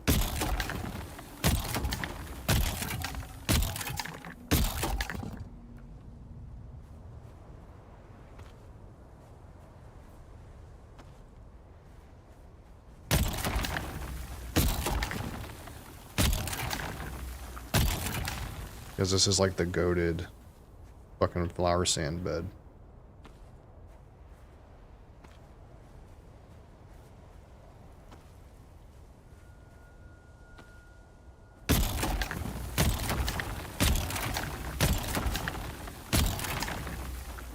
I need a better power pack. Holy fuck.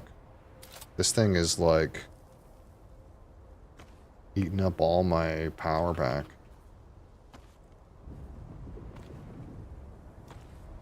Like I think I have like level 3. I guess I need a better one. Like and I have the stuff for it too, the skills that make it better. Like overcharge and stuff like that. This thing consumes a lot of power, I guess.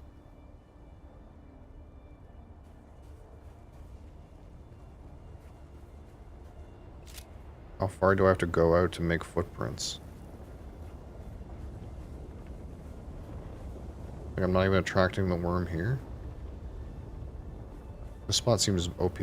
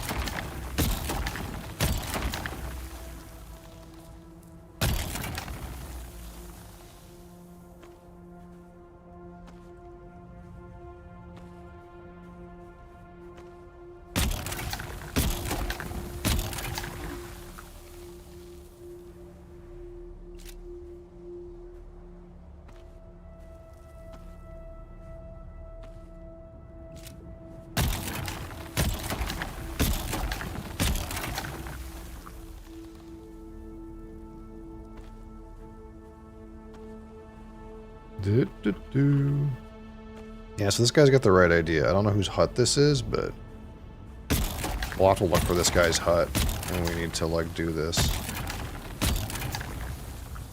Because this one seems like... This particular field seems like the worm can't come get you at all. Because it's too close to the border or something. I don't make worm vibration footprints at all. I don't know how far out I'd have to go to do so. I'm not gonna like test it, but...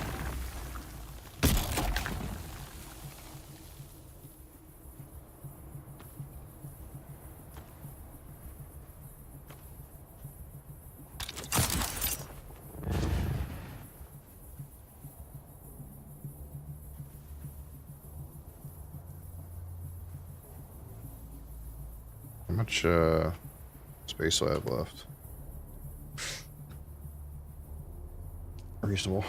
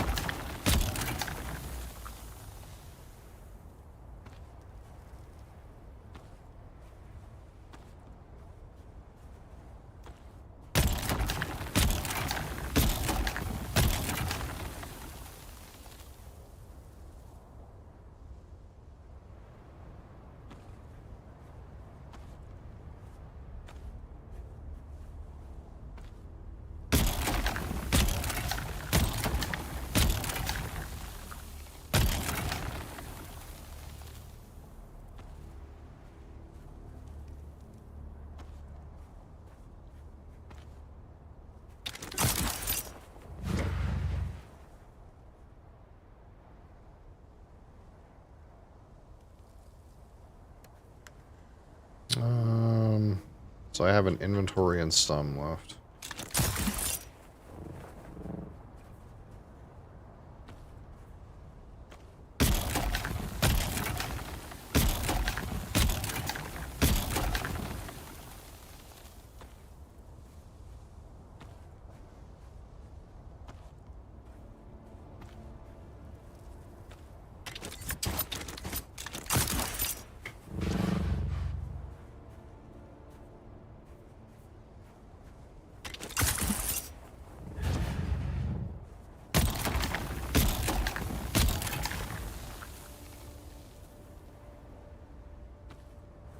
Yeah, I can see why you would make a little hut like this here.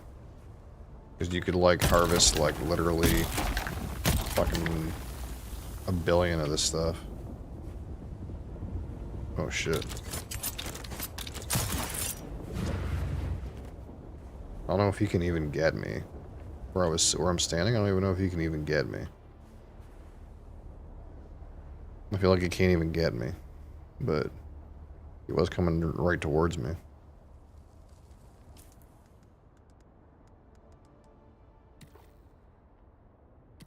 Something, something, don't risk it.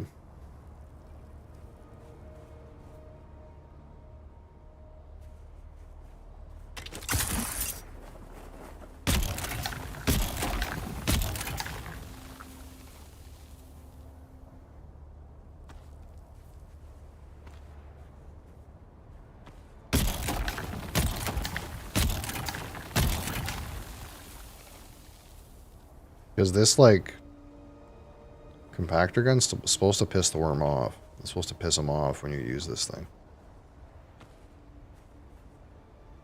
But you can't, like, come over here, I don't think.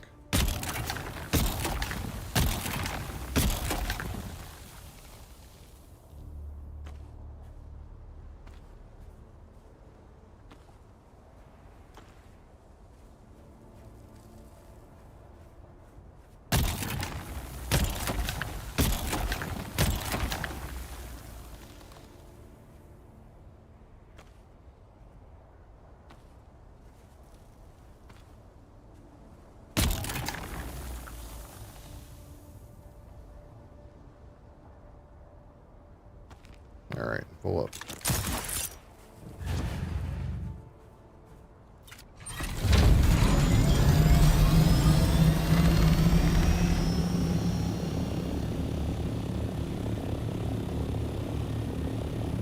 So my base is like pretty high altitude. It's like 500 or 600. So like I'd really have to go pretty high up to like glide into it. But I know like after 700, that's when like your increased gas consumption kicks in.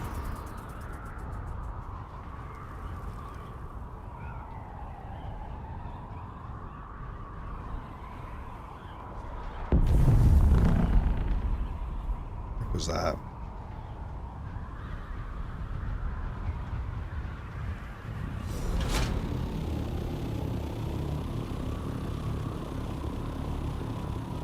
Sometimes I assume that's like, you know, one of those like, whatchamacallits.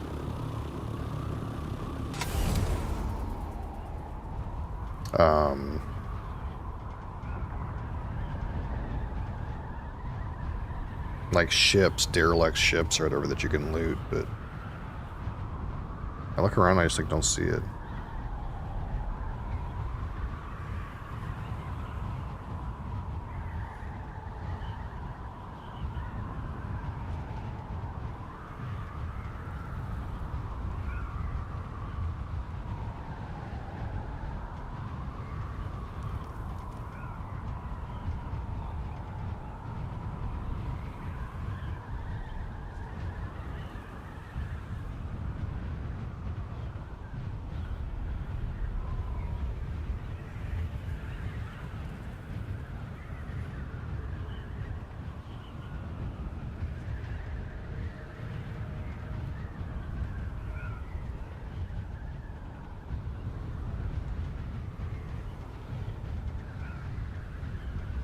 Oh, hey.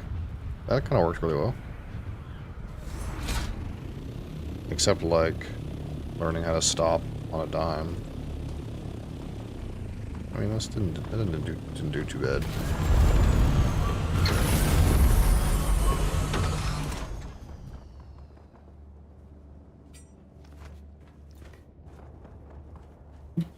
Alright, so the idea is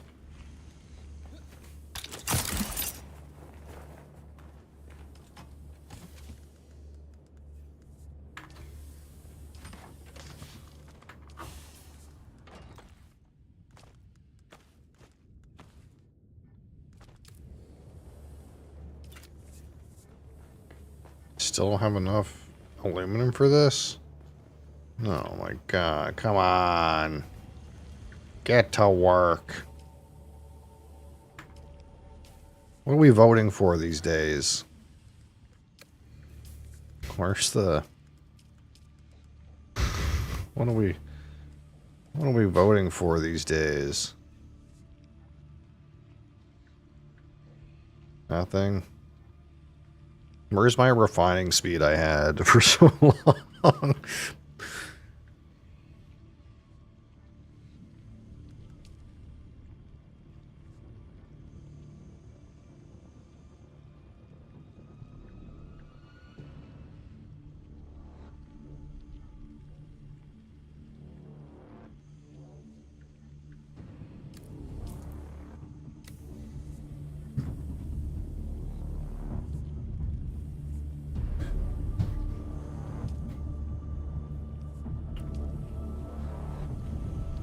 I want to make a new box for this thing's stuff, but I gotta wait for a second, just for a second.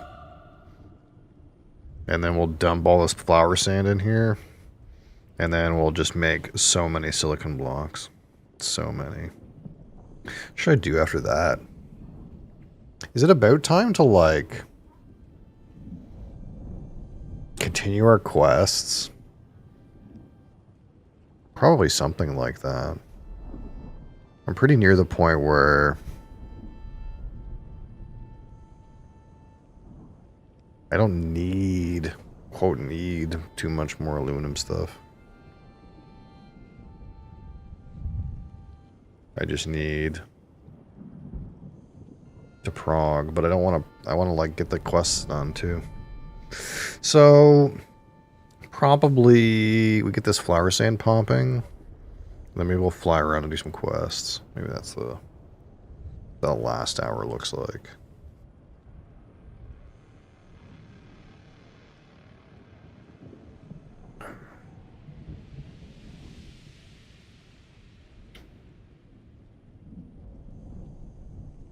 Almost there. You can do it, refinery. I guess I need to remake a bunch of my storage. It's going to take more aluminum. Maybe I should do another aluminum run.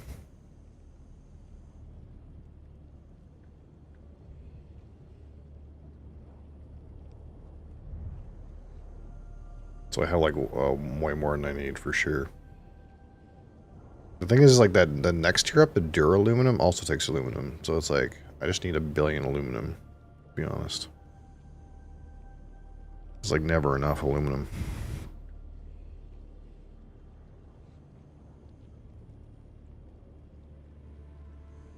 Like pretty much everything I have is going to need more aluminum to upgrade. I need... Wait, how much aluminum would I need to run the generator for a whole day? That's the question. Okay, dump this in here. This sends to 1, receives from 4. Dump all this in here. And then silicon block sends to, oh, this is 3. Circuit 3. Oh, go in there. This is 4.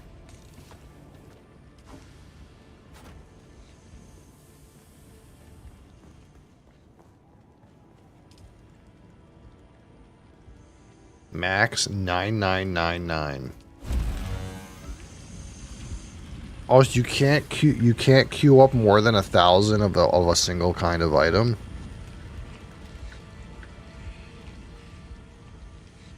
Dang.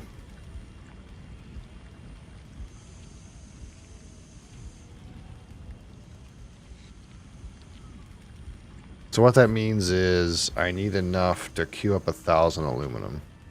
Because that's the most you can queue up. So how much is that? Another like 600 times 7?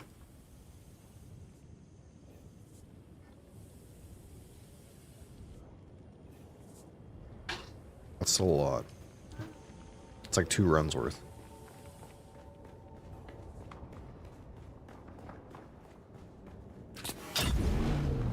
Better get cracking. Hi-ho. Hi-ho. It's off to work we go. Da-da-da-da-do, da-da-da-da-da. My fucking work truck.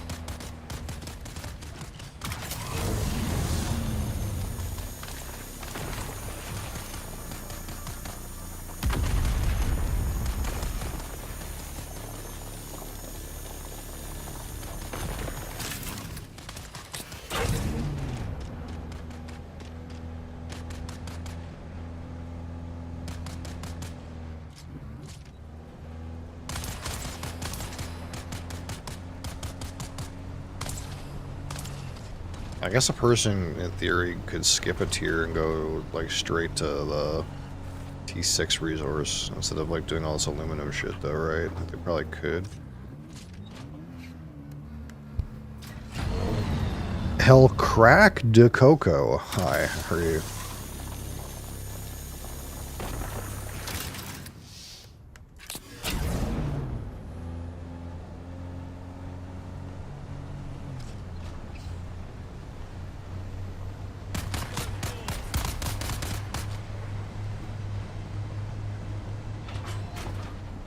No hablo inglés. I'm sorry, brother, but this is an English broadcast. Oh, I never watched Crassus's death. I forgot. Let's do that. It's very important. It's a very important thing to do.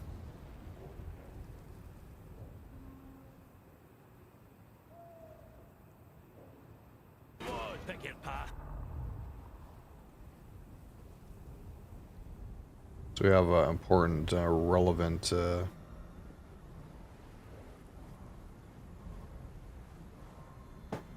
information here. Okay, so he seems to be attempting to fight Brannog of Broken Creed. Ooh, he's got a really nice ring. A really fucking goated ring. Let's see what happens. He's casting his purple spell. They don't play for win, they play for, I don't know, just shoot. Your spirit is brittle. What happened? What actually happened here? He just went da da da da da da da. They don't play for win, they play for... You'll know true fear. Just shoot. What is this? What do you get hit by? Some red poop? And then you got hit by it again and again. I actually don't even know what that is. some like corrupting blood looking spell.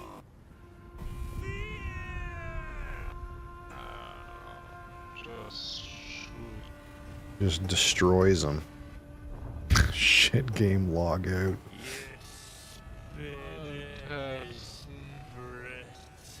Oh, fuck. That looks like a legit... looks like a legit way to lose a character.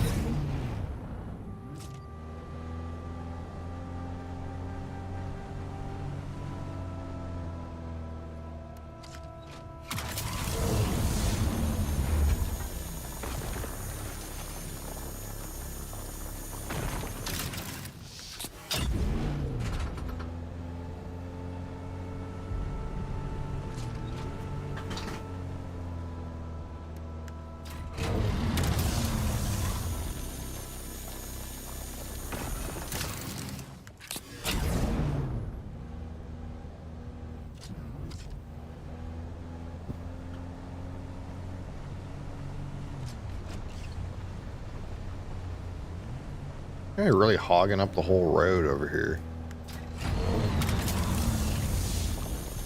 Has he got like all the good nodes behind him? I bet you there's a bunch of good nodes behind this guy's fucking base.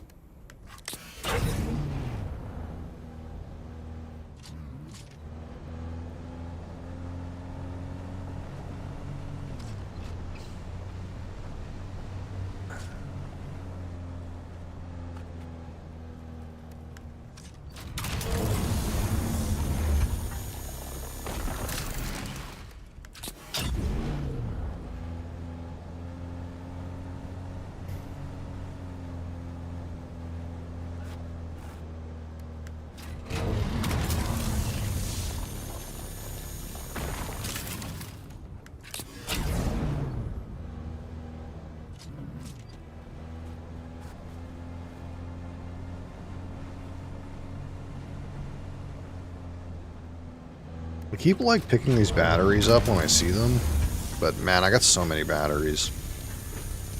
But in my brain, I'm like, I'm gonna need more batteries. I'm always gonna need more batteries forever. So like, if I can pick up batteries really efficiently, it'll save me from ever having to go get specifically batteries. But it also slightly distracts me more from my current goal, I suppose. Putting batteries in my inventory, but I will literally always need batteries forever. I guess the only wasted battery effort would be if I have more batteries, then I'll spend time playing the game.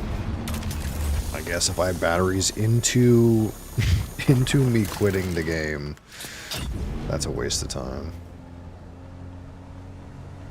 But number go up.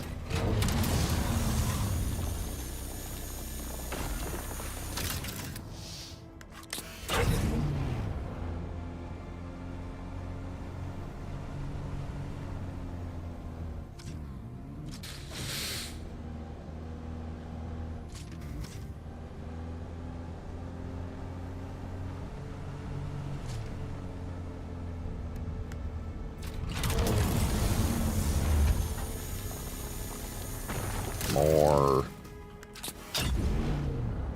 Wonder how much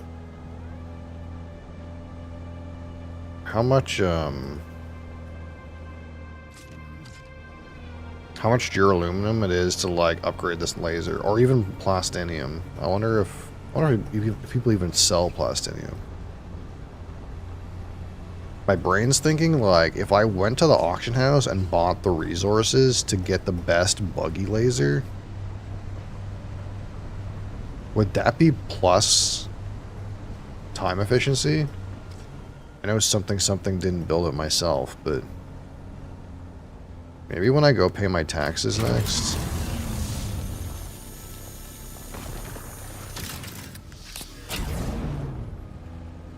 Oh, that's right, I can just fly. I can just fly over there now. I don't have to pay to go. What a strange concept.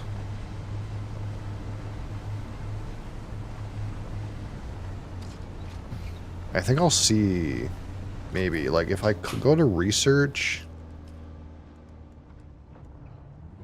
and say I wanted this buggy cutter ray, I need to spend more money. Hold on, I can do that. Or more intel. That's not an issue.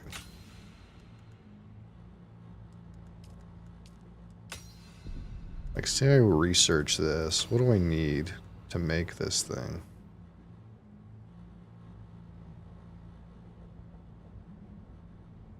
Thermo-responsive ray amplifier and spice melange. Maybe some of those other things are, like, too expensive for me to... I guess it's not just the plastinium. I was just, like, thinking of, like, if there's a way that I could spend some Solaris at the auction house to, like, speed up my acquisition of aluminum. That might be, like, hog, you know? Jump the tier a little bit.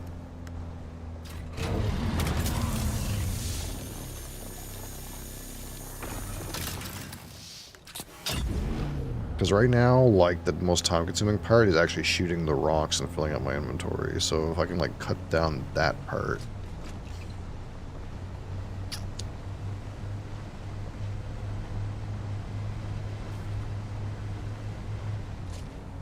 In some way.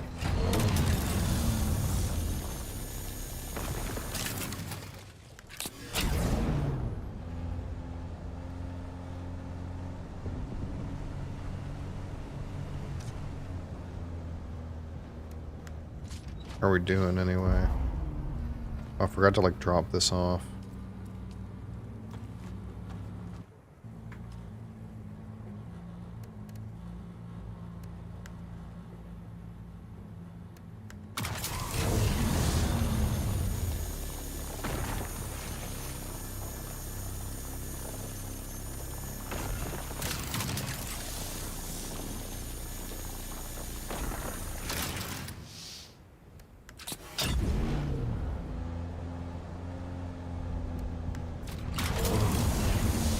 This is a good spot, though. Like, I think I put my base in a good spot to just take my buggy out and get a bunch of aluminum ore.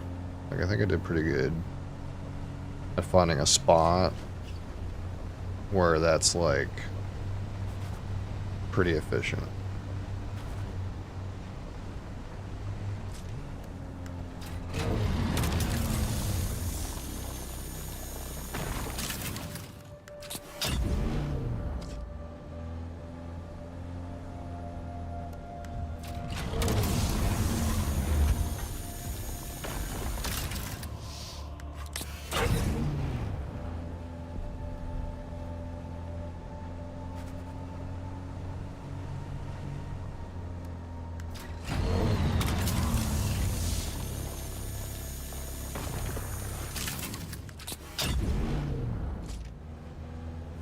So how much did I need? I needed like 4,200 aluminum to like do what I wanted to do.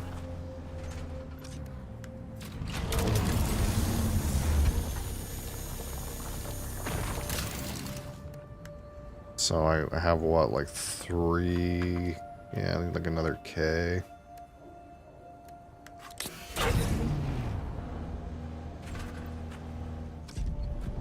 Where did I make it to? All the way up here.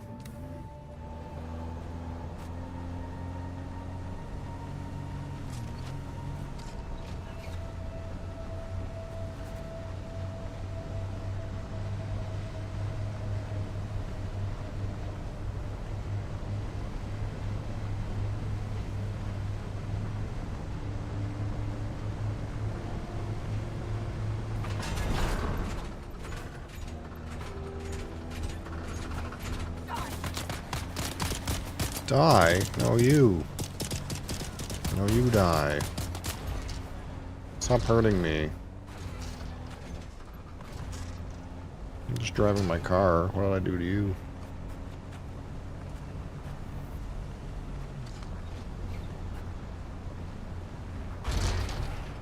Ugh.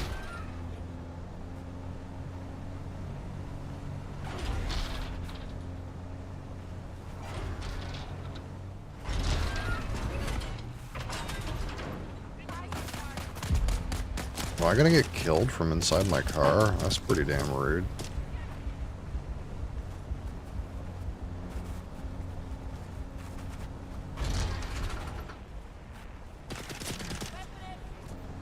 Can't even put my shield on. Should be able to be a shielded fucking driver, dude. I should be able to turn my Oldsman shield on. It's pretty fucking rude.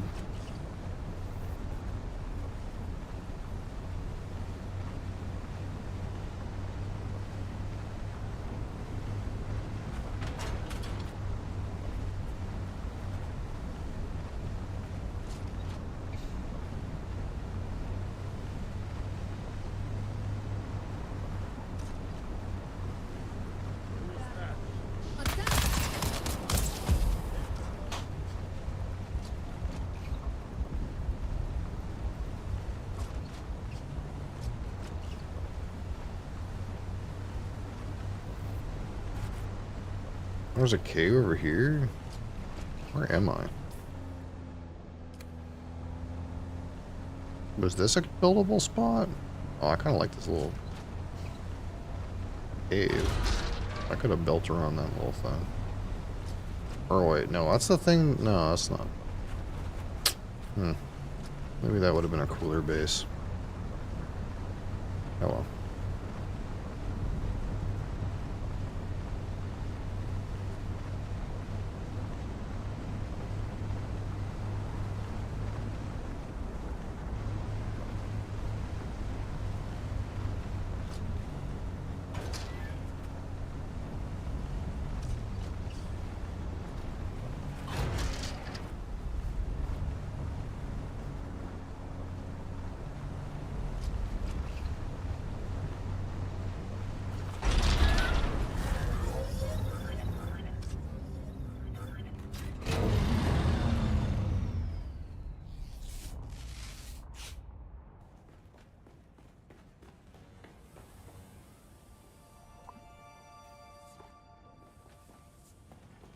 Alright, let's dump this in here.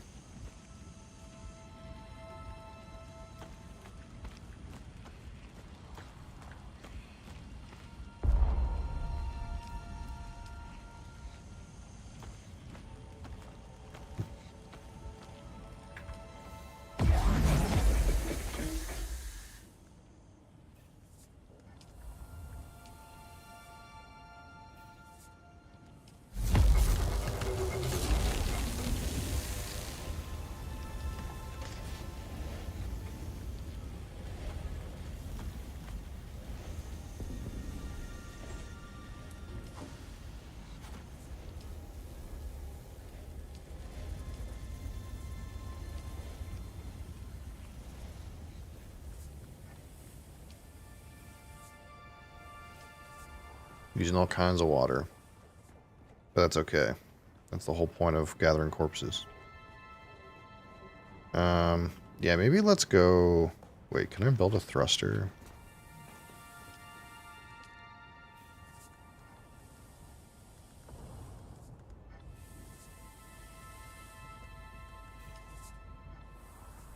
Missing just a little bit. Man, those random Holtzman actuators that I hoarded for like the first couple hours of the game because I didn't know what they did. They're coming in clutch now. I have so many.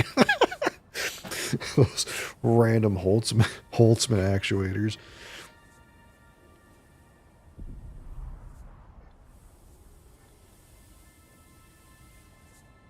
Oh, I don't want to wait, but I want to wait. It's probably worth it to wait. I should build, or I guess it doesn't matter. I should build a new welding torch. My welding torch sucks.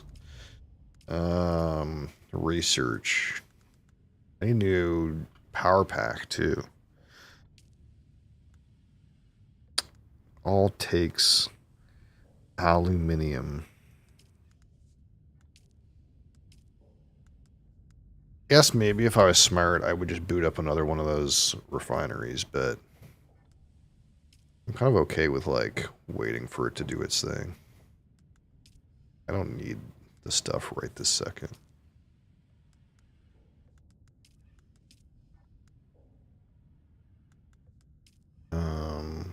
The thing I'm trying to do.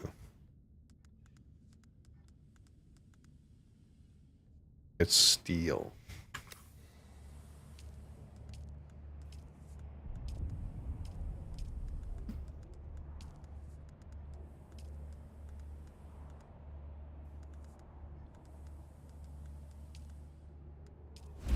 I do need a new power pack.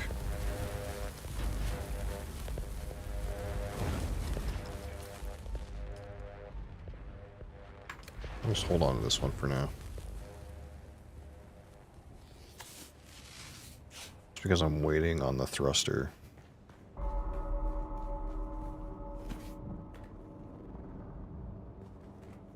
This recycler needs to go in a better spot. Oh, game crashed. Huh. That's the first random hard crash I think I've ever had. And it's because I was doing something weird with the refinery, or the recycler.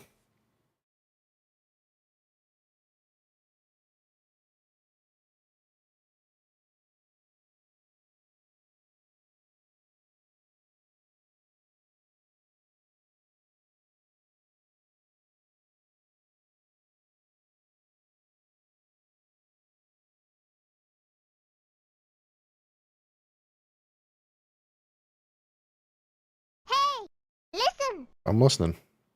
Crassus, what killed you? It looked like some, like, weird red corrupted poop. Like, it was is it a fucking new custom derpy spell? It's a bug? Oh, okay.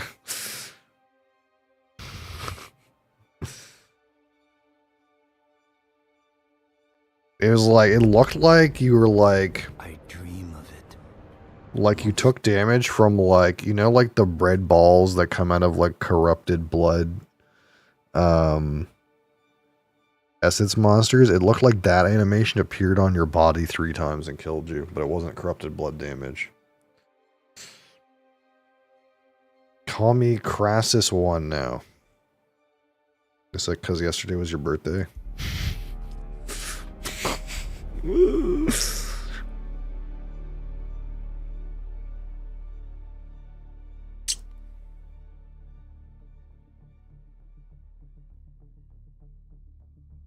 If not, I don't get the joke. Sent the spell. Unnerving Blast?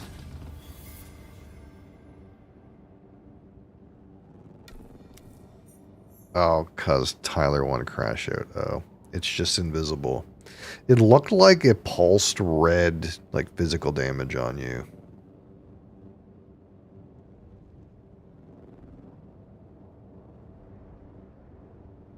But, like, oh wait, this targets the ground. This is a ground target.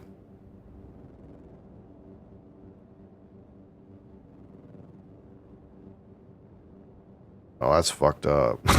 That's fucked up.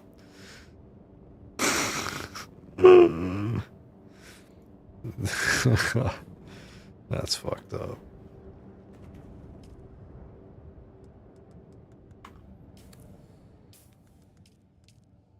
What was I gonna do? I was gonna put this in the pooper here. GGG and death recaps, yeah. Yep. That's right. Correct.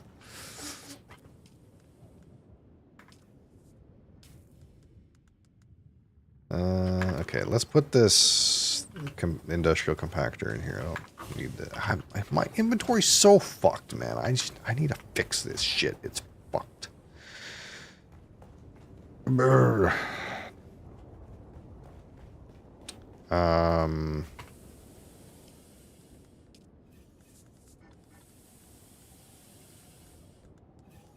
Scout Ornithopter Thruster. Come on, refinery. I believe in you.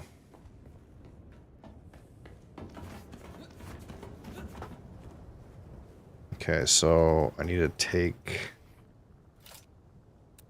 this thing off. If it will come off. It's not coming off. Is there something in it?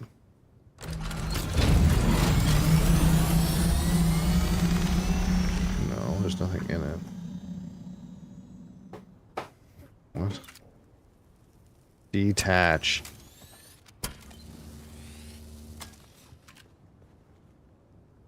It's not detaching.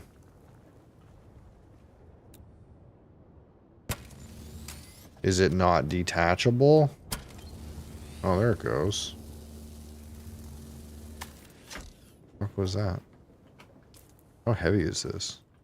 5? Oh, we can just like hang out with that in our inventory.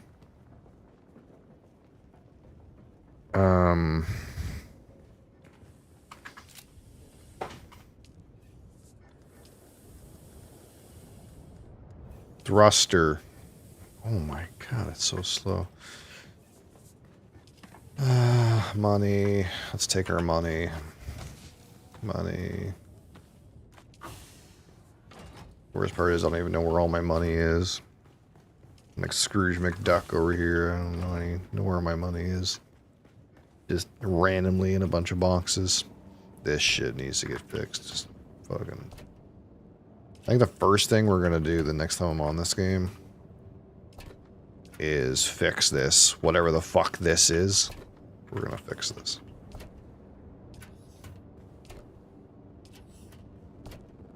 This fucking dumping pile here.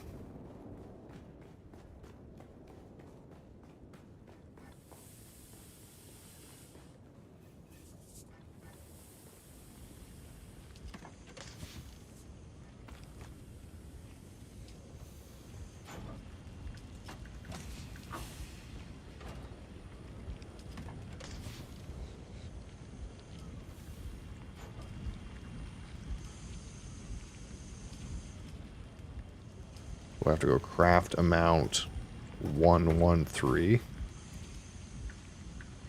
Yeah.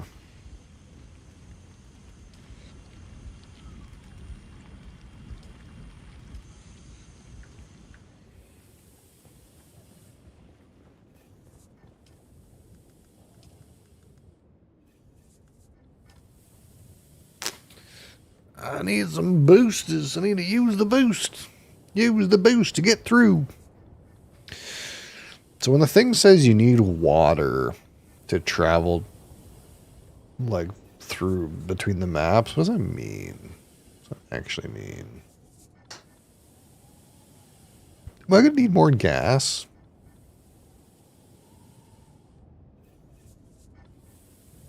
Maybe.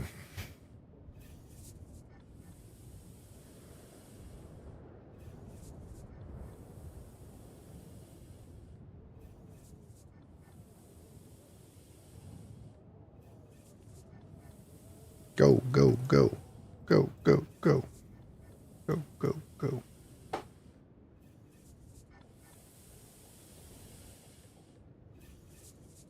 Go.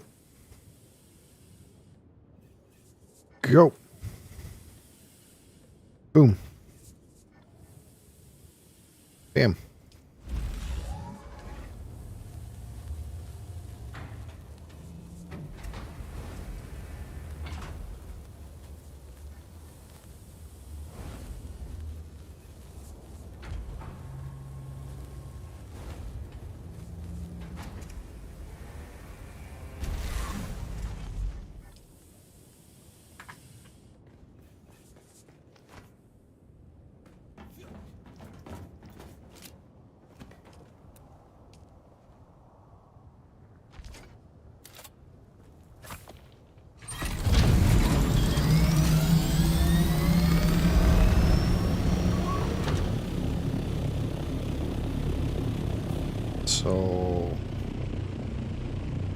say I just go straight through this, what happens?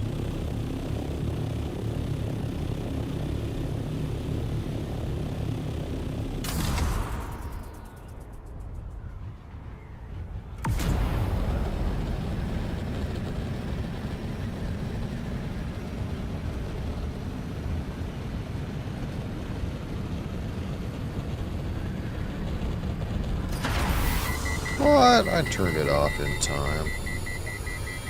You fucker.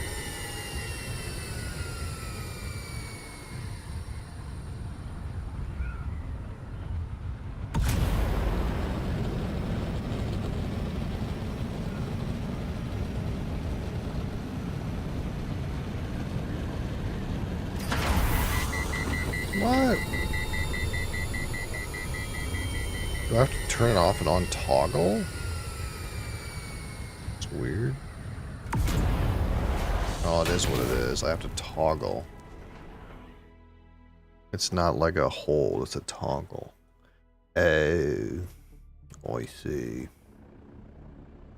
The overland map is the way in which players move between areas. There's a multiplayer map where players can see other players moving around. Movement on the overland map costs fuel time when the overland map costs water. What the feck? Fuel deposit. Water deposit. Huh? What is going on here? I'm so confused.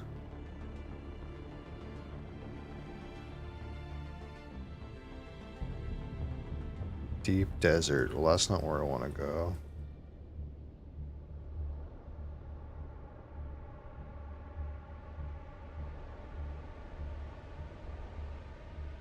Where am I trying to go? Parco Village.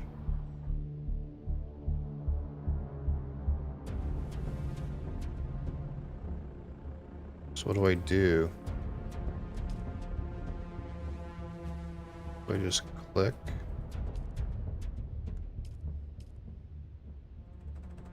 No. What?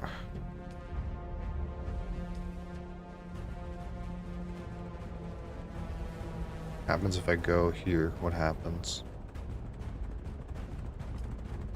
Water. Oh, my water fills back up. Oh, that's kind of weird. Oh, so it's not like...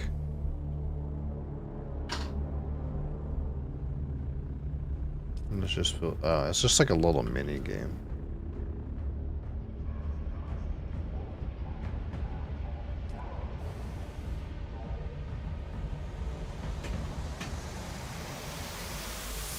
Hmm.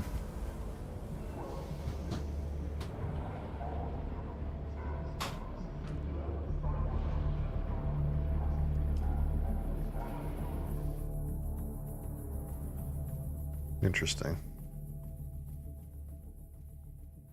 I wonder if that's a stunted piece of development. It kind of feels like it's just a little weird mini game that doesn't matter. Why is there random fuel and water deposits everywhere if it costs something?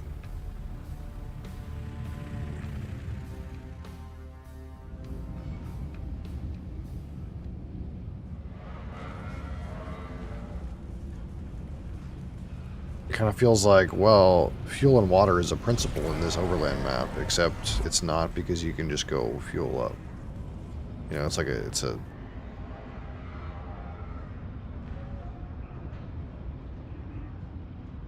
almost like it defeats its own purpose a little bit.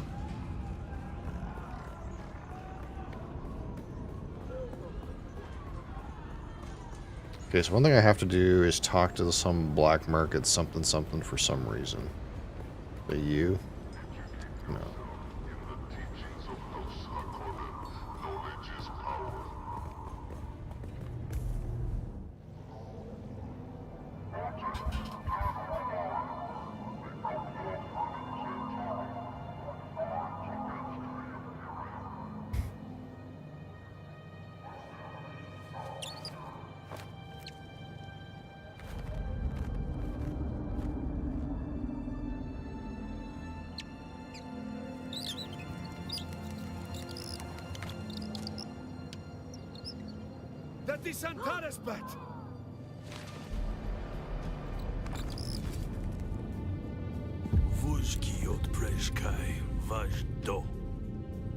Uh-oh. You are not the lion, but that is his beast. Uh-oh. What I do? What I do? I just came to use the auction house. What the fuck?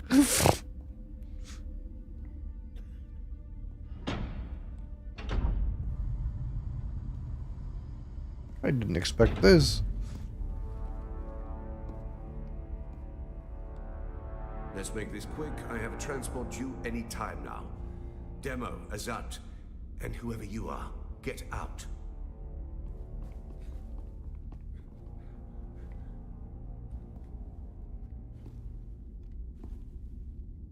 And you. I don't know you. And that's a problem because it's my job to know everyone around here. Even the degenerate smuggler I declined to name as Mara Effendi. Of course I know that rogue. It's my job to know, and I'm good at my job. But then you come along to make me look bad in front of my superior. You were sighted fleeing the scene of a terrible crash. A prison transport, as I understand it, carrying work crews bound for Neo-Carthag. But here's the strange thing. We recovered the crew and passenger manifests. And what do you think we found? All hands were accounted for. 87 names, 87 bodies. Which brings us back to our central mystery. You. Who are you? How did you come to be on that shuttle?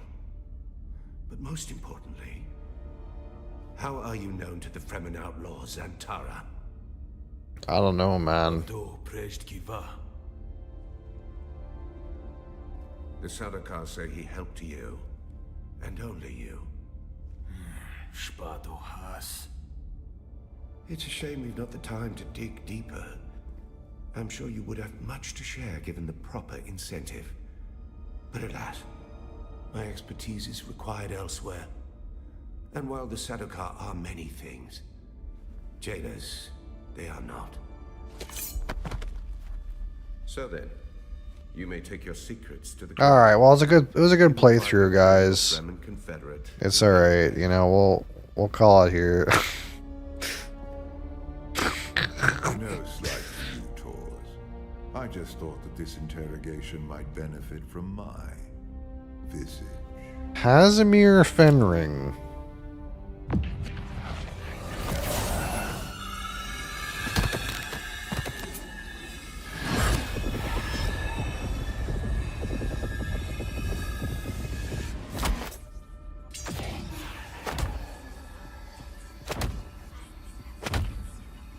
What is happening? Bald guy looks like you. I wonder why.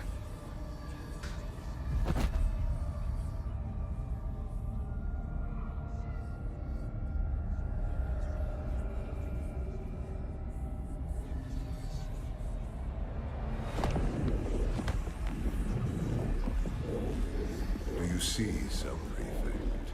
Hypnoligation. This prisoner was deliberately layered with a compulsion, and my face is the trigger. Enough of this. So a mystery within a mystery. Who did this to our prisoner and why? And what does it have to do with Zantara the Lion? Bring them. Huh? I don't get it. Gonna be honest. Fascinating. Your compulsion is designed to react only to the sight of my real face. This projection allows us to talk face to face, so to speak. I am Count Casimir Fenring. I serve the Emperor as observer and confidant, and I keep his Sardaukar from getting too far off the leash. You've heard the expression, the spice must flow.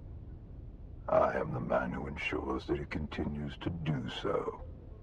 So, having established who I am, we turn to you. An escaped prisoner, a survivor. But every person carries their past with them. Who are you?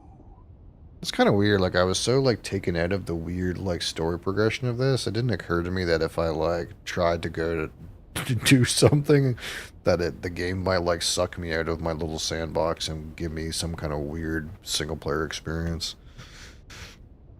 It's not a bad thing. It's just unexpected. A former citizen, perhaps. Whatever your old life, it cannot have been particularly noteworthy. What is noteworthy is this sequence of events. A crashed prison transport. An escaped prisoner rescued by the outlaws Antara. Finally, an insidious form of compulsion that forces the subject to kill themselves rather than be subject to my presence. It's almost flattering. Do you remember who gave you this compulsion? Do you know how it came to be? And I have no fucking idea. That's remarkable.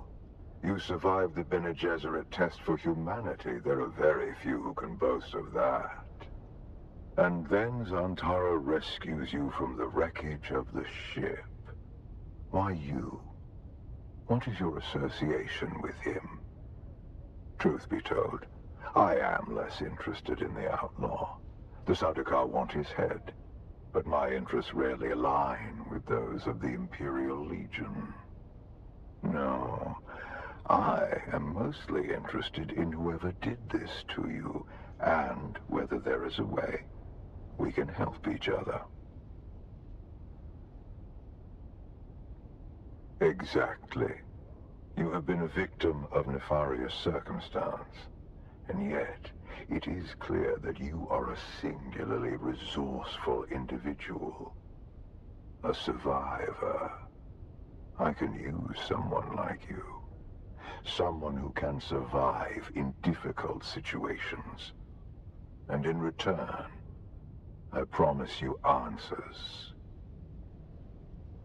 For now, do nothing. Enjoy your freedom. But when you are ready, make your way to Hanevar's bar in Harko village. Find my contact.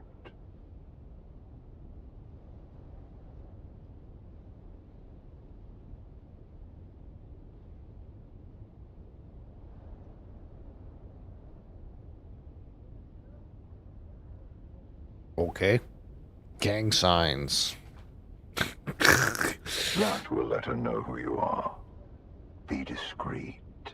The ones who did this to you are powerful and subtle. I cannot protect you from their compulsion. We've spoken long enough. I will have the guards return your weapons and put you out in the street. I will keep my agent apprised of what I learn. I leave you with this. Do not waste sorrow over the aristocracy of misfortune. You have your life to live.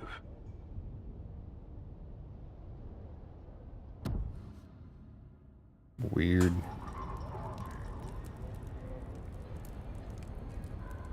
Now I look like I'm in Hobotown.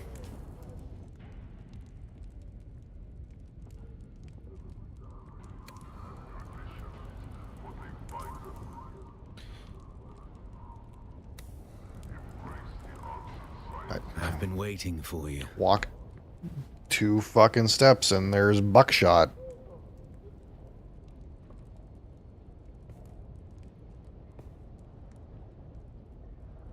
Come now, off-worlder. That was a coincidence. Noctua was just so very happy to see you. The Sardaukar let you go. Either you told them something valuable enough to buy your freedom, or you've been working for them all along. Which is it? I wonder if this is on rails.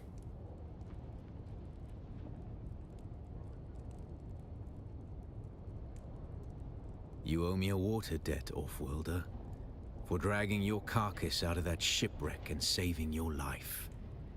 Have you no honor? Haven't you learned this lesson, Offworlder? Arrakis is a harsh place. Your water is yours because I willed it so. Now tell me what Fenring wanted. Seems like it's on rails. This compulsion. Fenring seems unusually interested in you. I warn you, Offworlder, he's a dangerous man. He's one of the best duelists in the Imperium, but he is the Emperor's right hand. A man who works from the shadows. Whoever gave you this compulsion must not want their secrets or knowledge of your mission to fall into his hands. Oh, I see. Okay. Do nothing, Offworlder. Carry on exactly as Fenring has asked. He's almost certainly watching you. Your best hope is to do as he bids. Meet his contact. Carry out their assignments. Pay attention. Anything Fenring asks you to do will serve a double purpose. Plans within plans. I'll do what I always do, Offworlder. Make sure you don't get killed.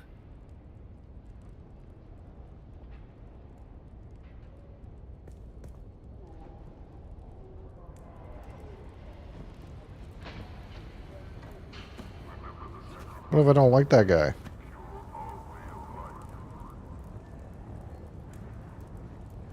Oh, we meet again. The rhyme of your stride betrays you. Yes? I see. Then all that matters is the sword hilt. Now what?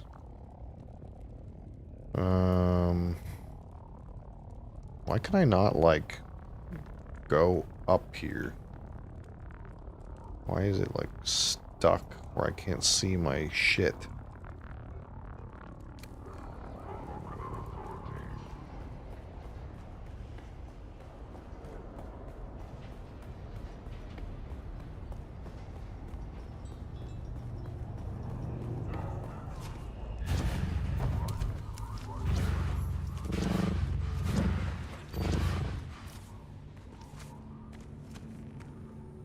Welcome, fellow citizen. How is it that the Imperial Tax Administratum can assist you today?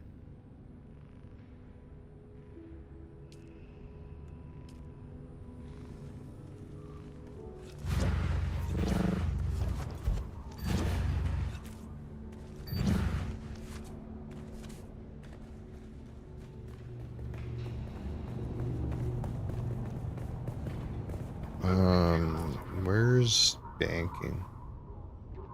Behind me.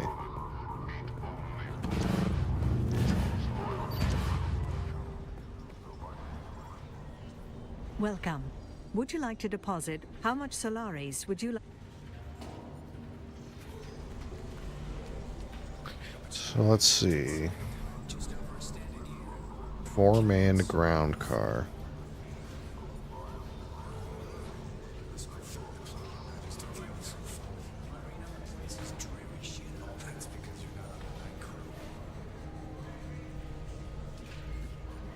There's a really beat up Merc 5 for 20K. What about like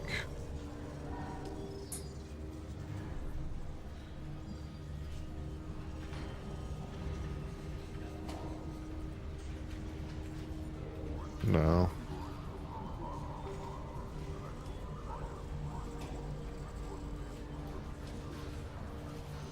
There ain't shit here. Yeah, there ain't shit here. I was kind of hoping that, like, maybe... I don't know. You could buy this shit to make a better laser, but no one's selling shit. There is a better laser on here to buy, but it's a fucked up one. Like, it's one that's broken. It's like half broken.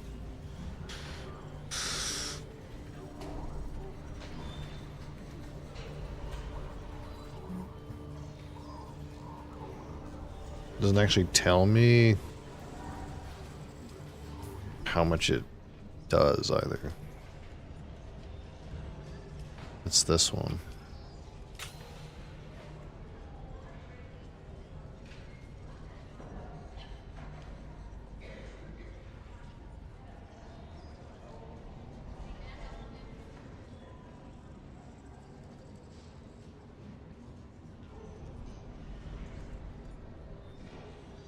Does it not mine better? Is it just more armor? There's no way. It must mine better, right?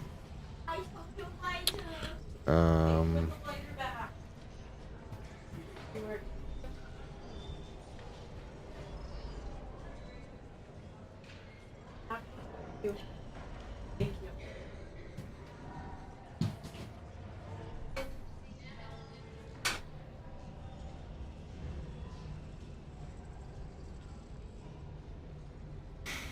Hi. You're you're not gonna survive, eh?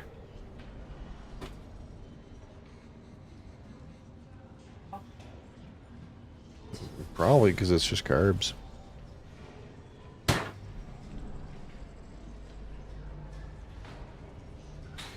I search this up here, does it tell me?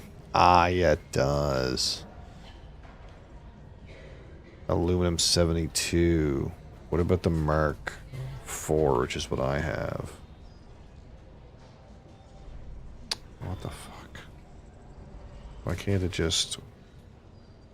Why is the Mark IV not here at all?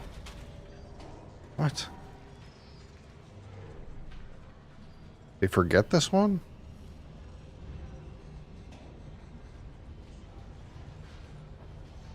Oh, this is the... Oh, that's the wrong cut array. I'm looking for a buggy.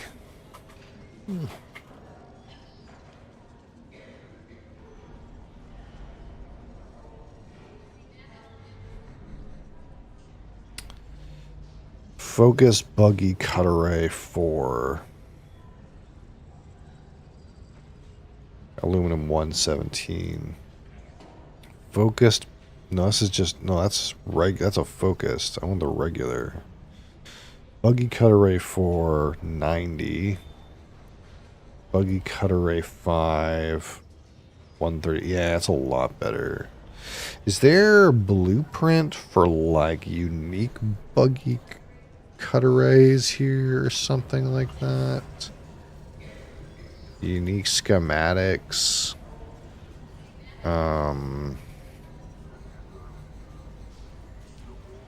Unique schematics. I guess I'm looking for focused buggy cut array.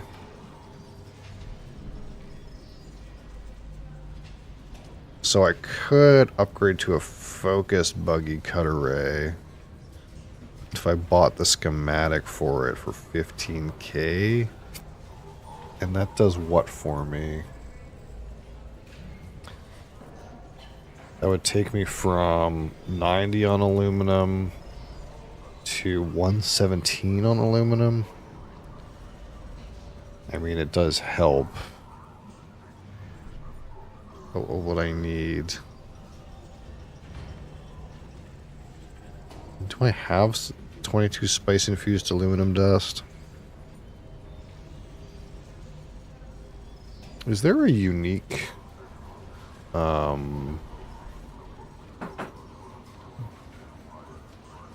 bigger buggy boot? Bigger buggy boot. No, that's what it's called. It's a bigger buggy boot. A boot as in like the trunk. It's either called buggy storage or the unique special variant is called bigger buggy boot.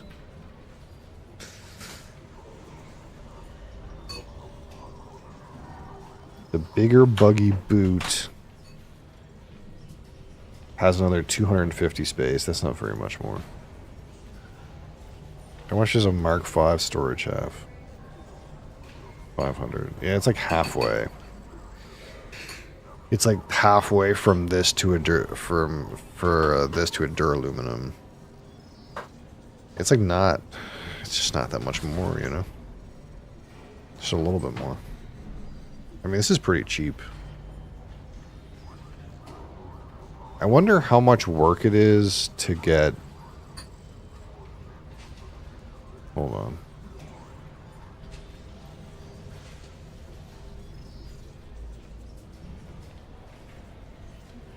Like, how far am I realistically from collecting some jasmium crystals? Is it a real pain in the ass?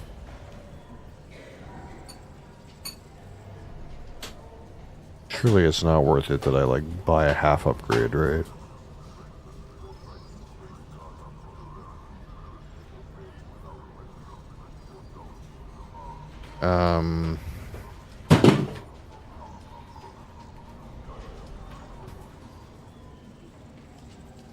There's no, like, crystals in here, right? No. Or, like, anything. When I was here before, there was straight up aluminum ingots in here. Wait. Are the auction houses shared?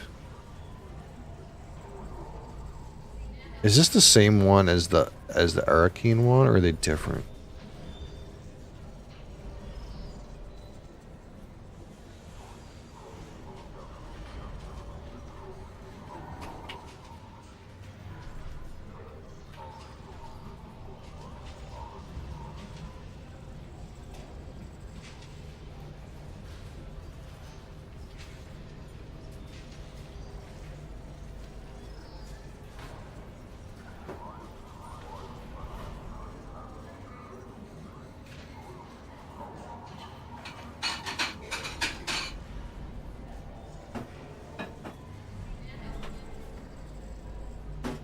No, I think they're shared. When I was here before, there was like straight duraluminum sitting on the auction house to buy. But there's none any right now. Hmm.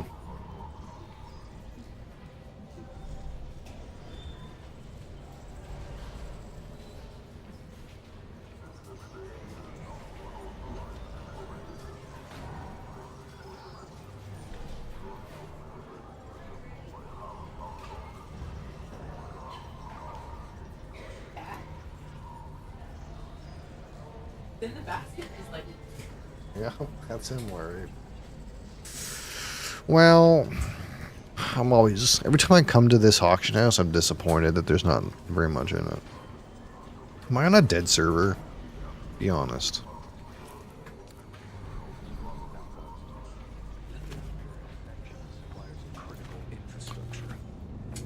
I guess we'll do some more role-playing.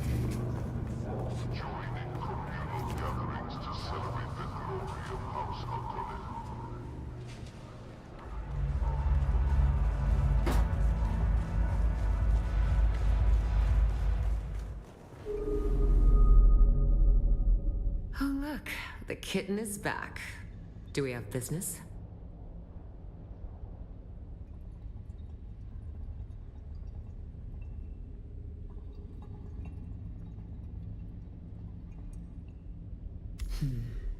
I like to think that Fenring has good taste in his acquisitions. But you look like a problem to me. Solve problems? That's one way to look at it. We all do the dirty work of Count Fenring. Even my father bends his thick neck when Fenring calls.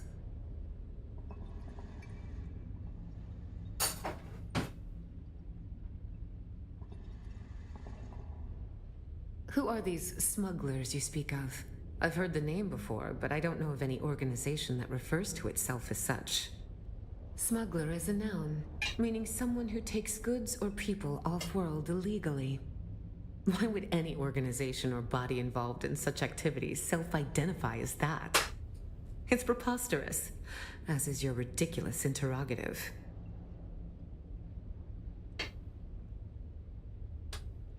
Oh, not me, kitten. This is Fenring's show. He wants you to do a little wet work. Assassination. Straight from the handbook. Educational and thrilling.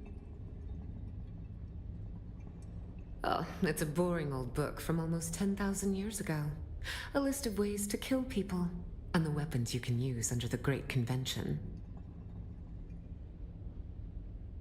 Oh, his instructions were very specific, kitten. You're going to learn the how and why of the Assassin's Handbook. Ready to get to work? I have 2 names to whisper to you, kitten. The Glutton and the Paranoid. Which do you want to hear about? A new leader has risen amongst the slavers of the Haga Basin. We know almost nothing, except this. His appetite is voracious. The Assassin's Handbook teaches us of traumas, poisoning the food. Take this file, find this leader, and poison his food. Your way has been prepared. Our agent, Petir, hides among the slavers. Find Petir, and he will tell you what he knows. If you are caught, you do not know me. You have never heard the name Fenring. Do you accept, kitten? Then go, kitten. Show them your claws.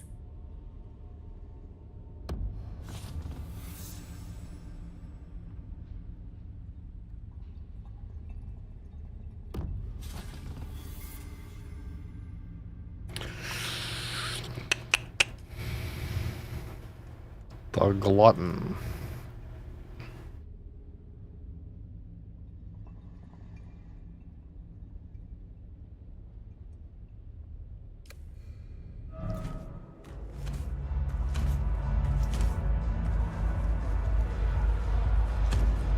Oops, oops, oops.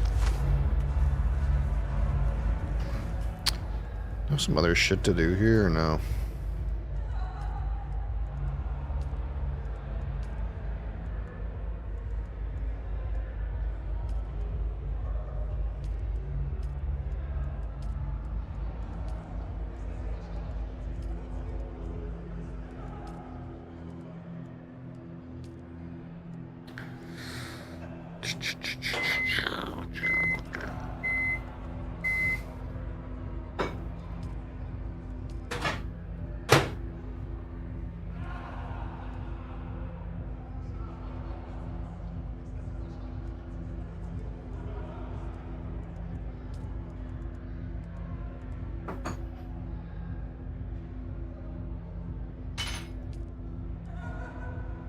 I don't know what happened with this.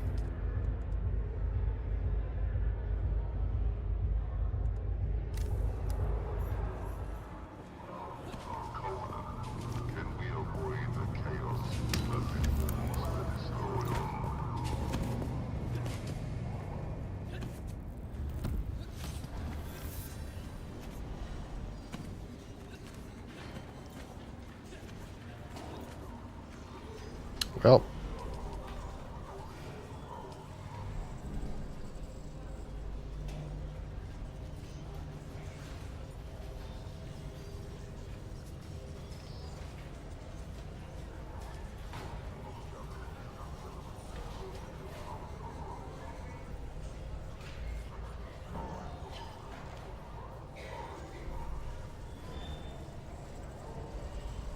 Plus hydration capture.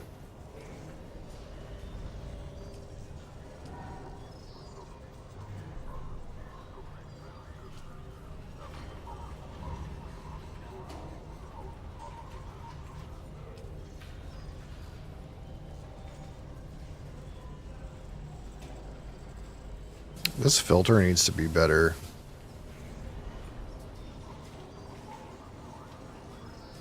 I feel like I should be able to look up like armor type, you know. But I have to choose like a very specific piece. It's kind of like the worst way to do this.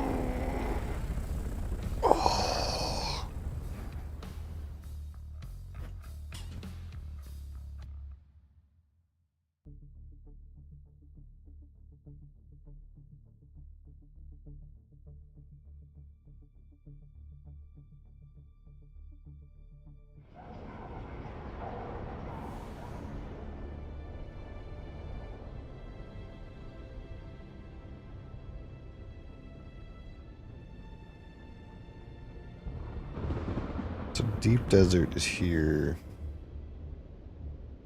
Where's the fucking other spot? Oh, all the way over here.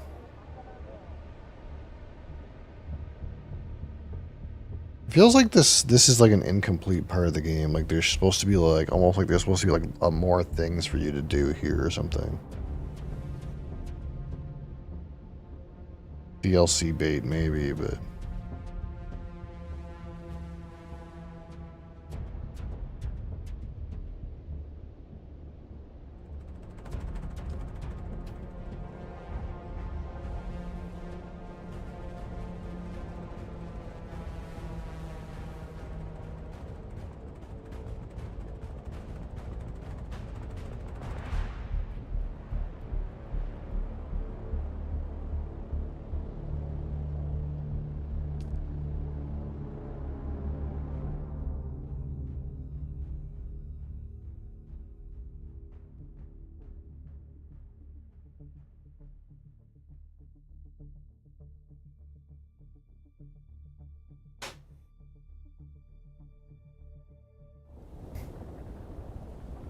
where am I? Fucking drop me off beside a fucking worm?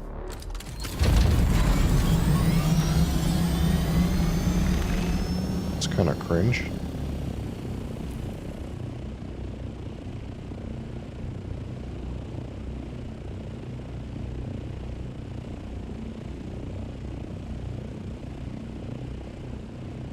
Something going on there.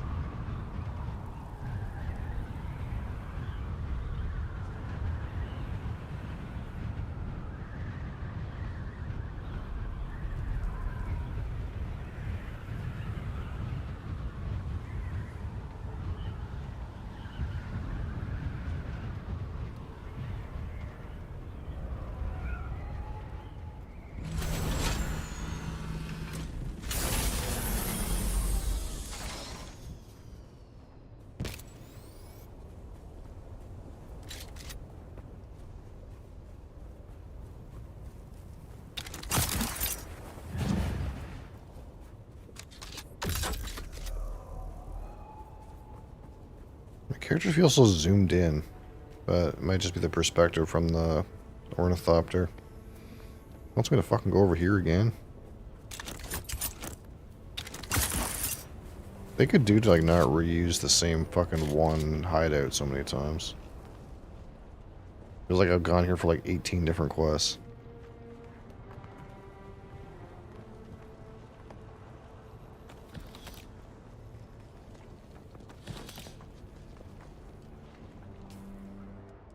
already done this.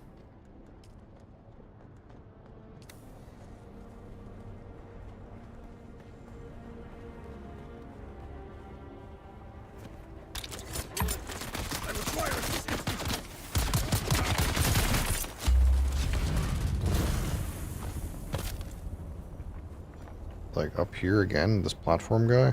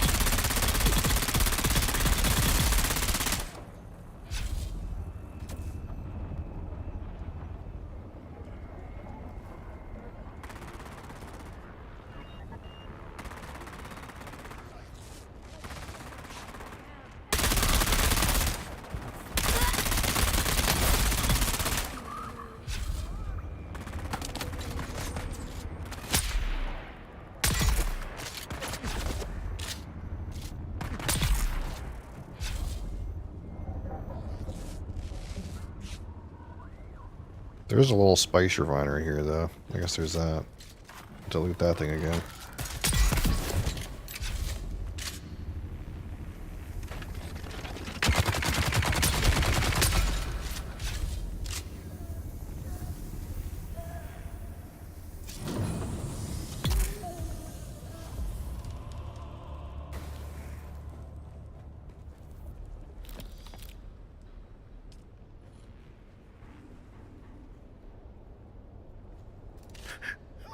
Leave me alone. Unless... Are you the one I have been waiting for? Oh, thanks, the Emperor. Tell Ilara that I am done. What a little I cannot bitch. do this kind of work anymore. When I first got here, I infiltrated the slaves quickly. I heard about a special cadre of slaves being kept for a special leader. I knew this is who we were looking for, but he eats people. He cuts them open and tears off their flesh in great quivering chunks. I have seen him. Sometimes he doesn't wait until they are dead. Okay. Take it. Take the key. But I warn you, do not go down there. He'll be waiting. He can smell anything, anywhere. You're fucking delusional, Peter.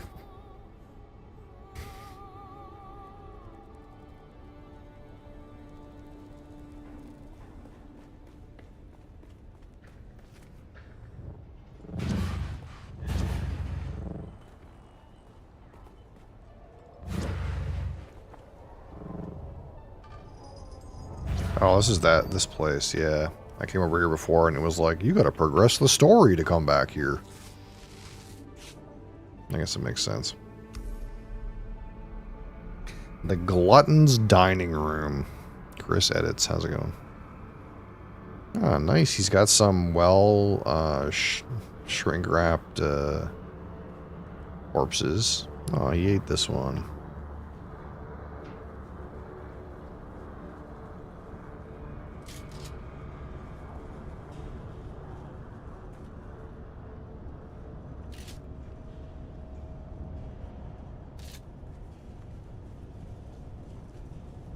Alright, where are you there, piggy?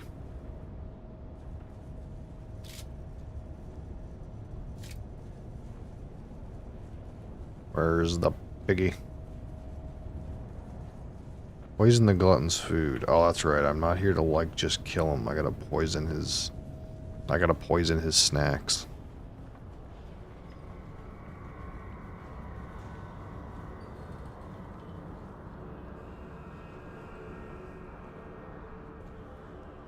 But that's where I'm supposed to go. And it says Poison the glutton's food. Where is the glutton's food?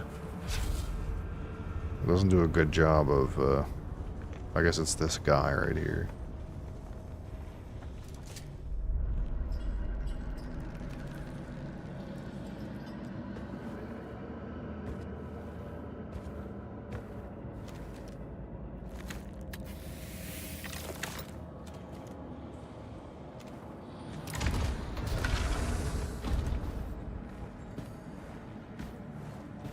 Is that him? He doesn't look fat.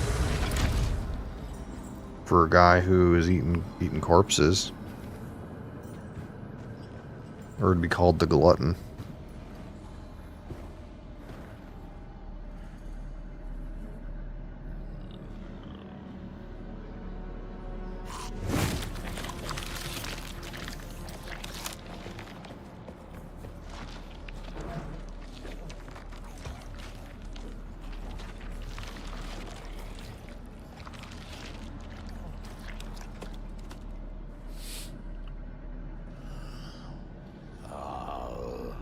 There you are. Your scent gives you away, assassin. You should have washed yourself in blood.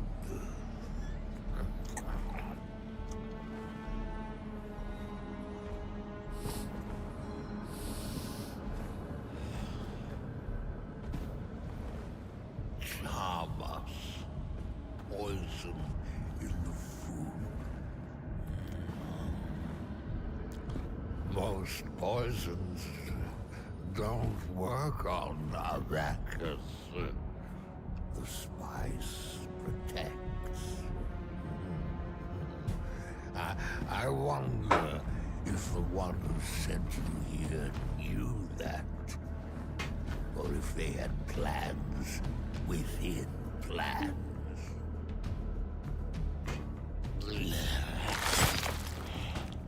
This hunger I have, it isn't natural. It controls me. It compels. Do you ever feel compelled? Morse, are you driven by something you cannot define? Do you control it, or does it control you?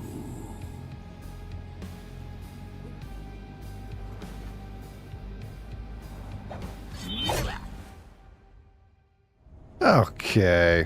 Boss fight.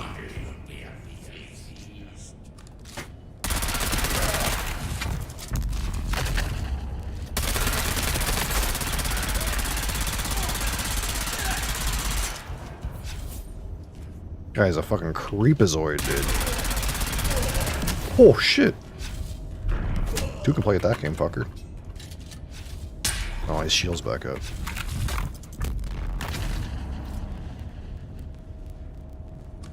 Okay, so I gotta, like, get his shield down with this thing.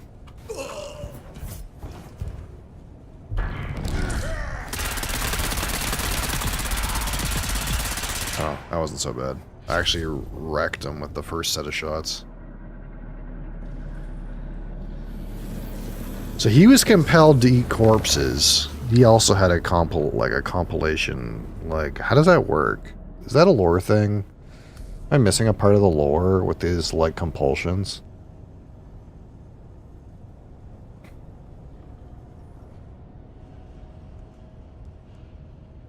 House Disruptor.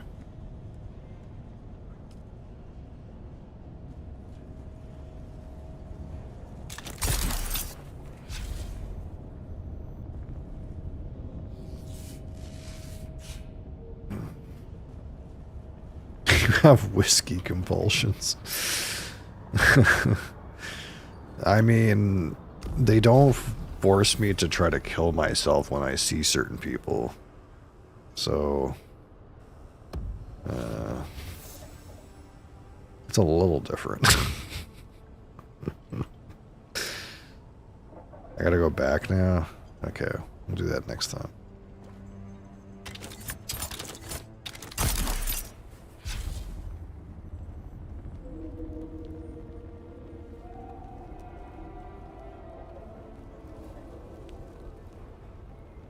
Wait, can I log off in midair with my helicopter? Is that a thing? Probably shouldn't do that. Alright. Another day. That was interesting, though. I didn't plan for any of that weird single-player shit to happen at all. Not that, like, I should necessarily, but it's kind of like, I had an idea of what I was doing, and then the game, like, yoinked me out of what I was doing, was like, hey, go do this single-player thing. That was kind of cool, I guess.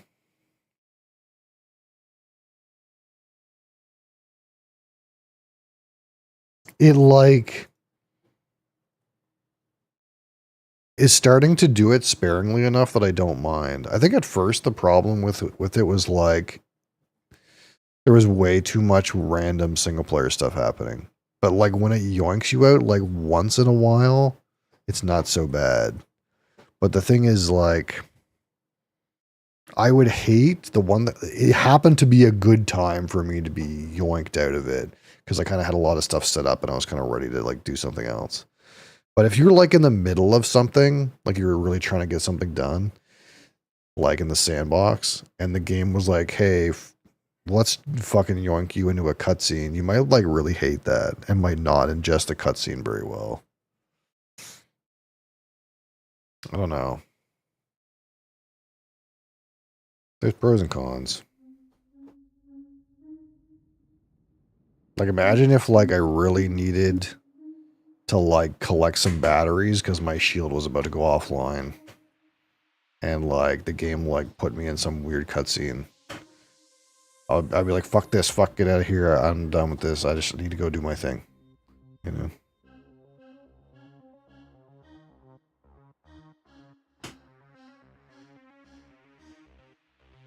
That being said, the storyline seems like it's on rails. But... And, like, the options you get to pick to respond to NPCs in conversations aren't very good. But it's, like, compelling enough that I enjoy the content.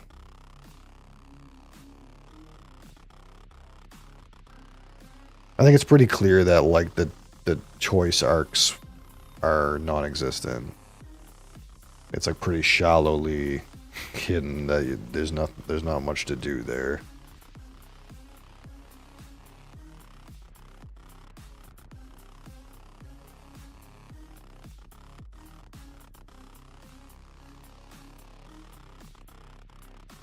All right.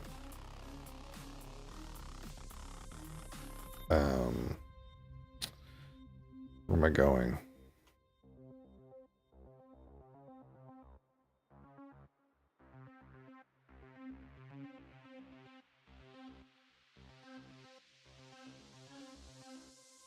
All right, so today we got something interesting. I have a lambic. I'm gonna try the lambic.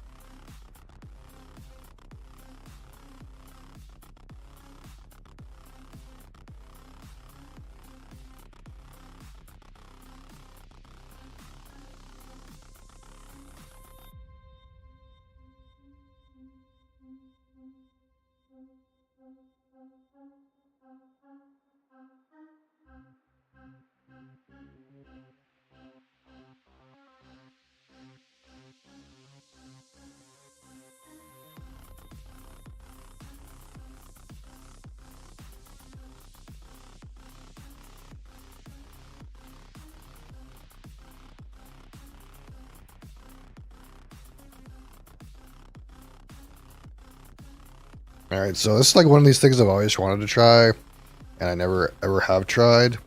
So it's gonna be a little bit of an interesting experience. So what I have here is from Three Fontaine, the homage. And I tried to look up like what this is, and basically what I found out is like they don't know. This brewery, in Belgium, basically what they do is they just make beer. And basically what they say is like,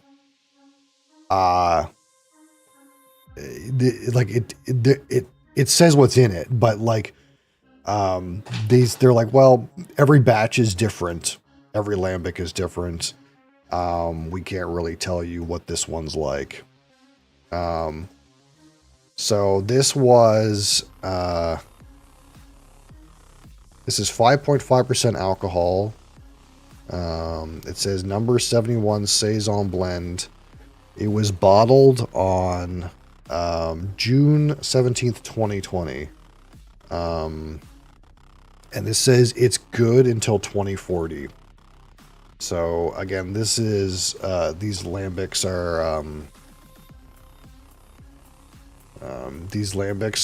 are wild fermented, as far as I know, spontaneously fermented. Was that the words? So they kind of don't use like a specific yeast. They kind of just let any old wild yeast get in there and see what happens. So,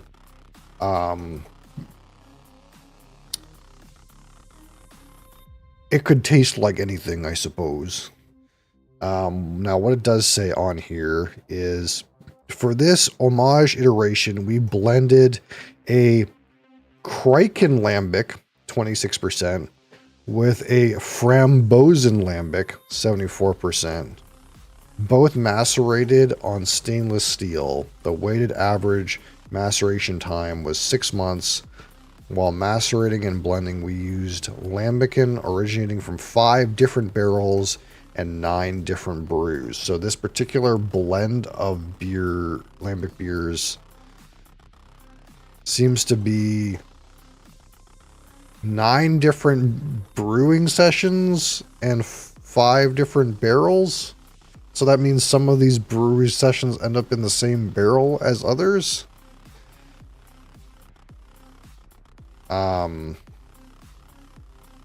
I couldn't tell you what that really means.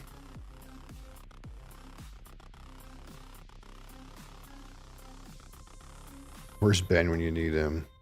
Blend of lambic beer aged in oak. I'm trying to find anything else on here. And to be clear, so this is 375 milliliters. The regular price of this lambic was $41. I didn't pay that much, but just so we're clear, we're cooking with gas right now. I'm trying to see if there's anything else in English that I can tell you about what's going on here. Product of Belgium. Something, something, something. It says something about the ingredients here, but not really in English. Which is kind of funny.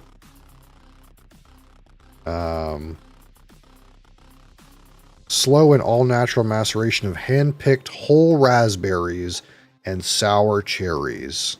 No additional juices, syrups, or artificial sweeteners. Unfiltered, unpasteurized. So I'm assuming that means that this is a mix of a raspberry lambic and a cherry lambic of some kind. Like 60-40.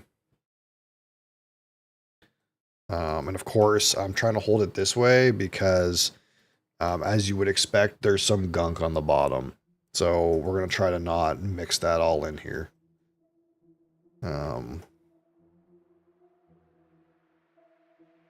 This says something about barley malt and raw wheat. Barley malt, raw wheat, raspberries, sour cherries, old hops. Okay, that's the actual ingredients in English. Water, 60% barley malt, 40% raw wheat, raspberries, sour cherries, old hops.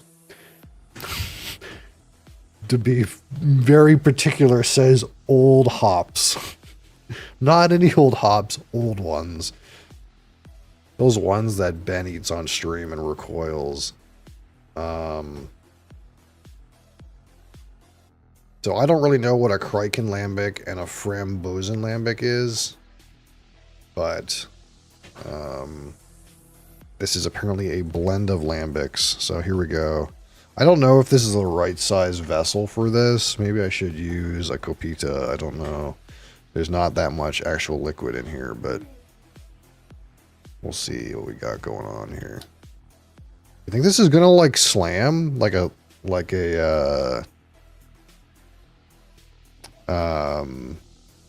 is it, like a champagne or something?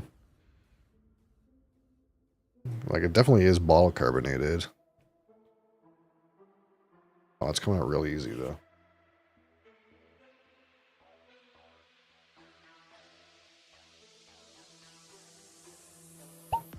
That was the wussiest little pop for that amount of tension. Oh, that smells something else.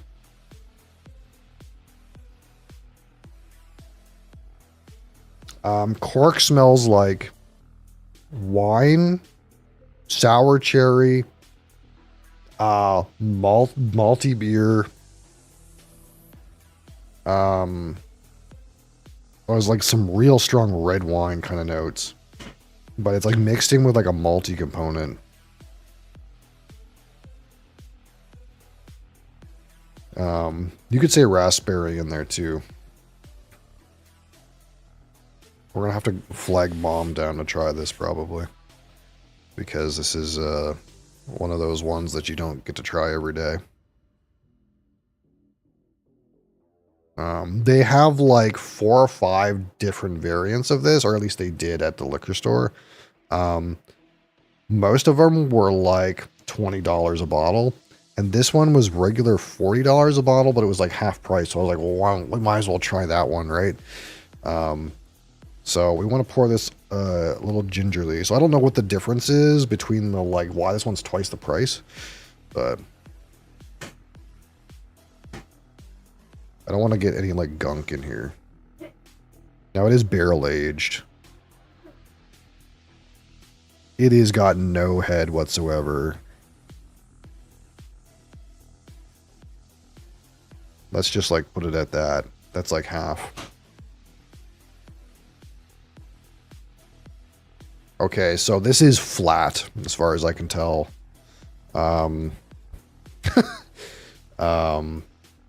I'm assuming it's bottle carbonated because like there is gunk at the bottom. Like, but that's what I have for you. And that is definitely 0 head. No fucking head whatsoever. It's kind of an odd color too. It's not red, but it's not like beer color. It's like a mix of like if you put like a red colored thing in a beer. It's an odd kind of rust color.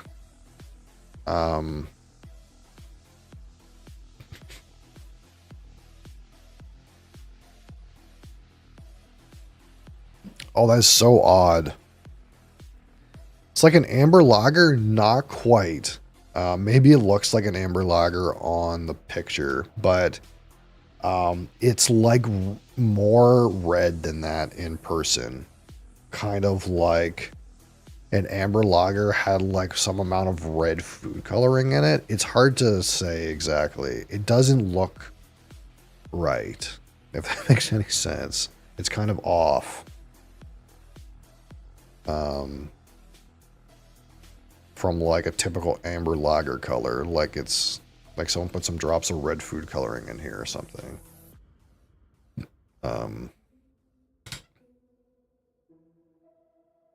So I feel like maybe warming this makes some amount of sense, but we won't get too specific about it.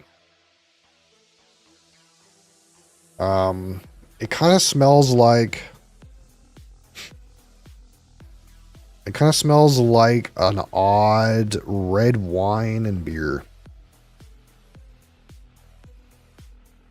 It's like there's like that almost like slightly tannic like red wine aroma. But it also has like a maltiness about it.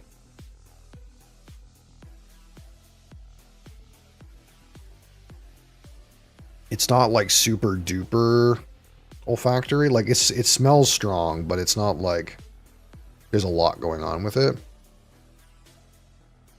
I'm trying to like see if I can get anything like from like a barrel, like wood or anything like that.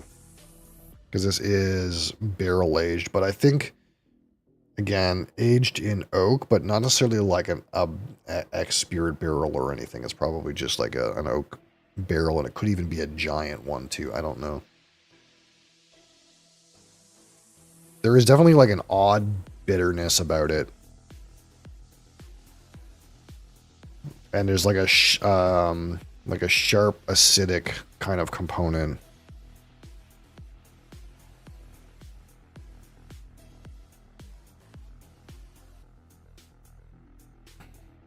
I'm trying to like give this its time to like see if it does something else before I just straight up chug it, but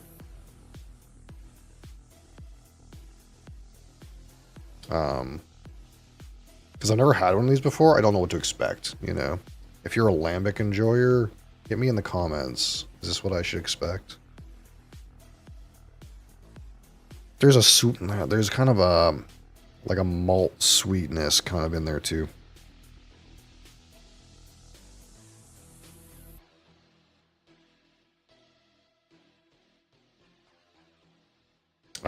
And like something like hay. Something a little bit like barny. Like a farm barn, something like that. Alright, so let's give this a shot. This is the Trois Fontaine. I'm assuming that's the way you say that. Homage. Number 71. 17/06/2020. Cheers.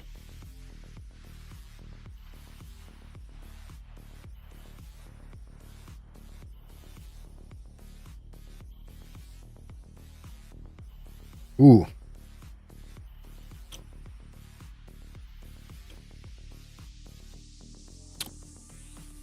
That is really saline.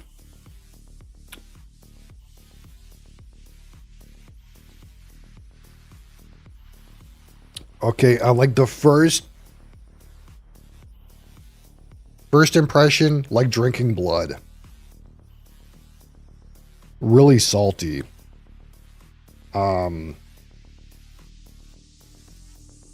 Really sour. Oh, that is so sour. It's salty and sour.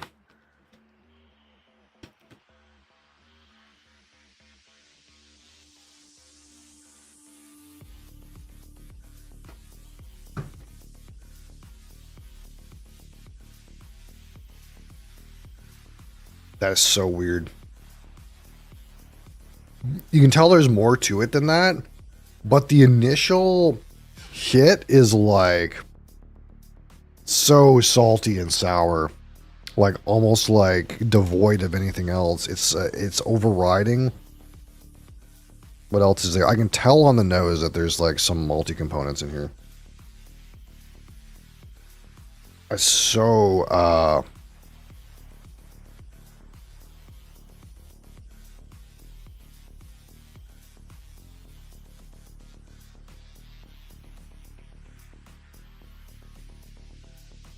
That's hard to drink.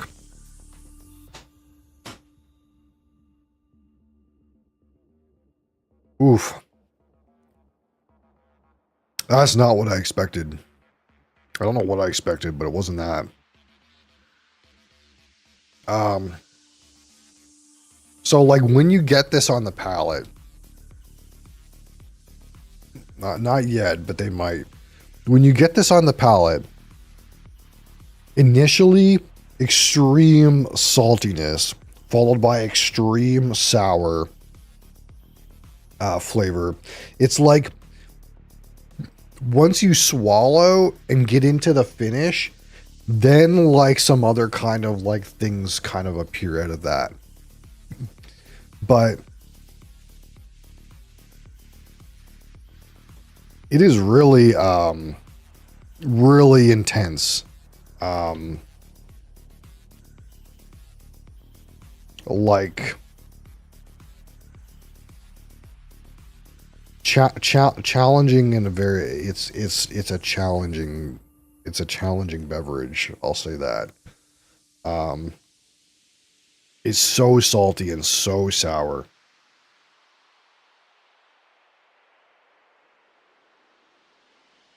Like if you handed me this and said I was drinking diluted blood, like right off the rip, I would be like, okay, that's probably true. Not fruity at all. But the thing is, I think there's fruit in here. It's just, it's like, say you never had a frog before, a Lafroig, and you had some Lafroig and you were like, all I can taste is smoke and peat. And I don't taste anything under that. I think that's what's happening here. Like, I don't get the other part because it's so strong. But the weird part is, like, from an olfactory standpoint, I'm starting to get more aromas out of this. Like, it's becoming more interesting on the nose. I wonder if some warmth will help. Because it's very cold. It's been in the fridge for fucking ever.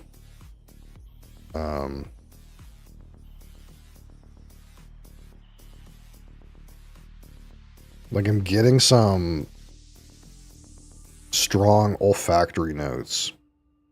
And maybe I'm taking too much at a time. Maybe this is like, honestly, let me like pour some of this into a copita and see.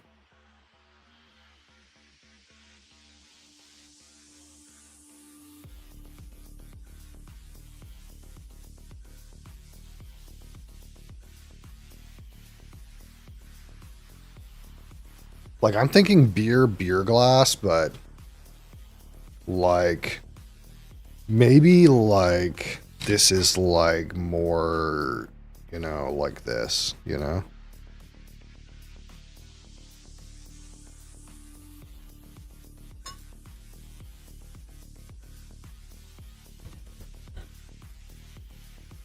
Oh yeah, that is not filtered fucking at all. Look at that shit. I guess you can't really see, but that's real cloudy. You can count the pixels. There is, it feels like there's some amount of carbonation in there based on what I'm seeing in the glass, but I wonder if the aroma will get a little bit better this way. Oh, that's so interesting. It's still like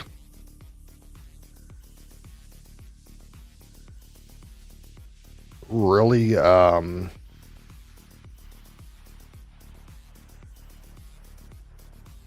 it's still like really like salty and sour, but there's some things like under the surface, you know, like it's like you can tell if you dig a little there's something down there kind of idea. Like there's malts in there.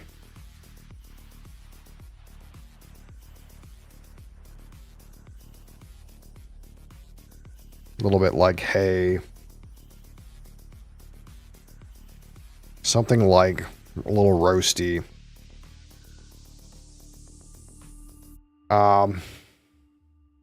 There's a spice component.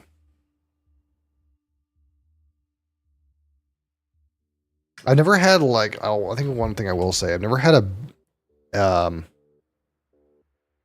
non-spirit beverage have this strong of an olfactory presence.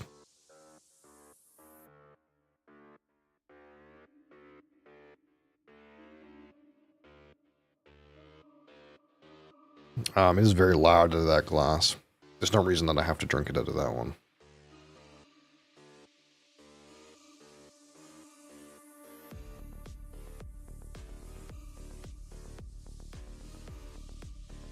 Oh, it's hard to keep on the palate.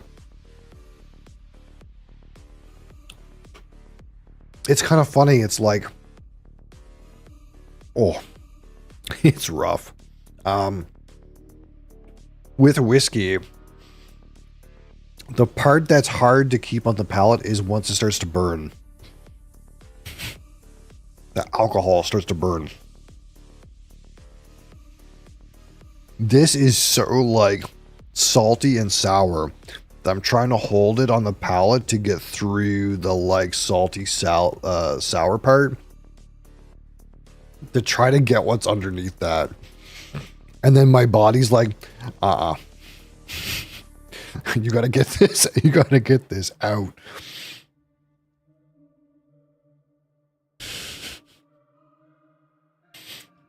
This is an acquired taste I think I haven't acquired.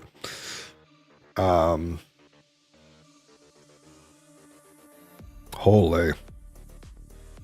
What's the TLDR, what we got here? Okay, so we'll show this again. So I have hold on, let's kill YouTube.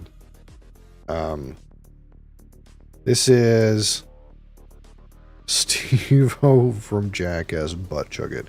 This is Trois Fontaines Hommage. So this is a lambic beer from Belgium. That is a mix of 9 brews. And again, it is 60% barley, 40% raw wheat, raspberries, sour cherries, and old hops. It is wild fermented. So these beers from Belgium, basically they don't like, that's not wild fermented, like spontaneously fermented, I think, or something. I can't remember if it's wild or spontaneous. I think it's spontaneously fermented. But basically the idea is like, it's not like they very deliberately ferment the beer. It's with like a specific yeast strain. It's they kind of let any old yeasts get in there from the atmosphere and do their thing. So because of that, weird, crazy, kind of strange things will end up happening. It'll be different every time you make a batch. So I found this on sale at my local liquor store. The regular price was 41 Canadian dollars for this one bottle. And I'd paid half that. But still, that's kind of like the price of entry here for 375 milliliters. And so far, it's kind of like, I tried it in this.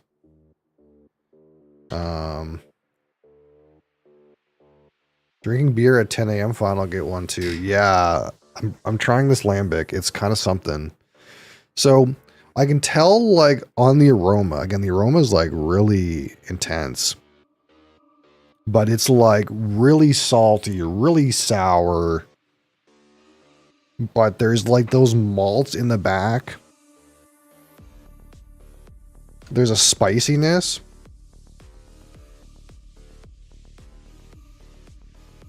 And there's like a malty sweetness, almost like honey. There's like a hay. But what happens is, as soon as I put this on my palate,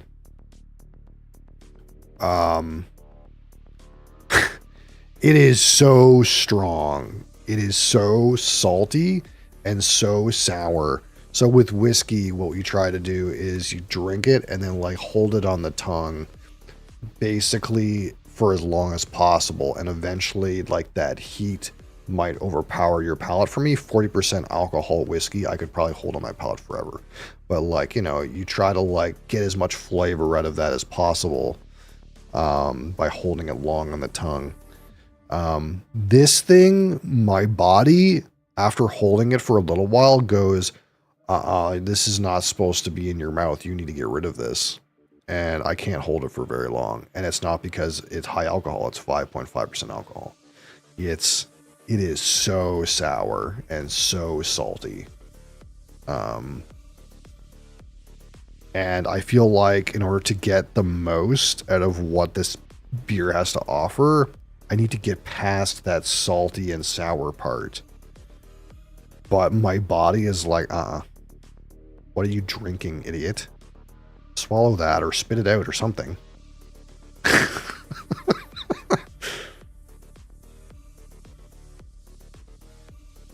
Like, it is challenging to drink this.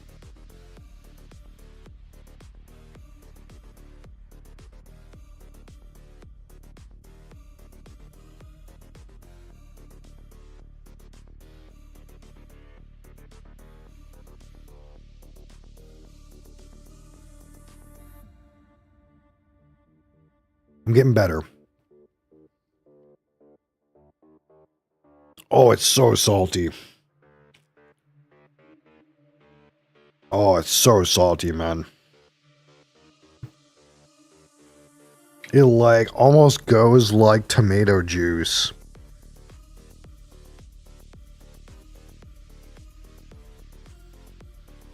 Do you need to get palate blind to understand how to get the flavor out of these? Because I know it's in there. I can smell it.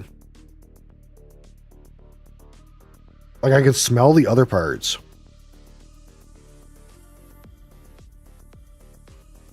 The, like, honey and hay and spice and burn. But it's so overpowering.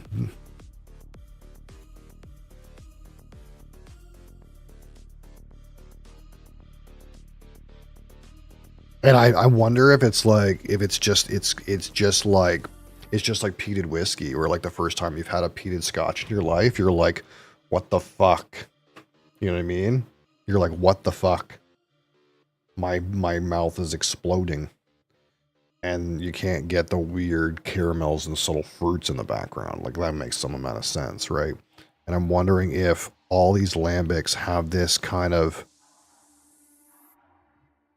not all these lambics, but perhaps these like lambics based on red fruits, again, raspberries and sour cherries, all have this strong portion to them that you have to like acclimate to or acquire before like you get the complexity. Like, maybe.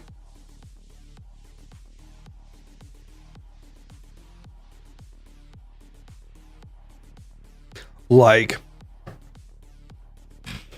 because this is like one of those things where like, if I say I bought this without paying on discount, and I was like, here, have this $40 beer, you would spit this shit out and be like, what the fuck is this? It tastes awful, and it is challenging as fuck. So we're trying to understand, okay, so how are these guys in business selling this foul liquid for $40 a bottle? We're trying to find the like pinky high. What's the sophisticated understanding of this? Fiji water, though, incredible. Oh, it's so good. So good, isn't it? People like me and Ben buy it. Have you had a lambic like this, Cap?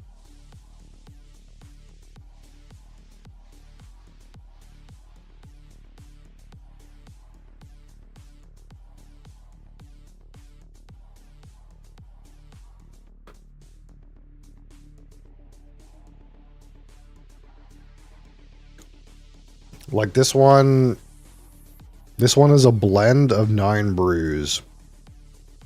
And it's a mix of raspberry and sour cherry.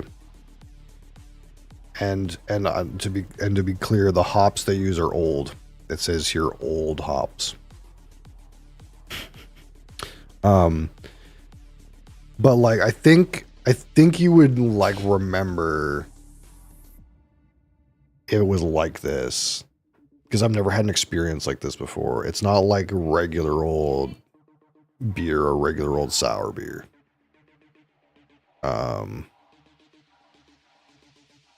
This is so sour.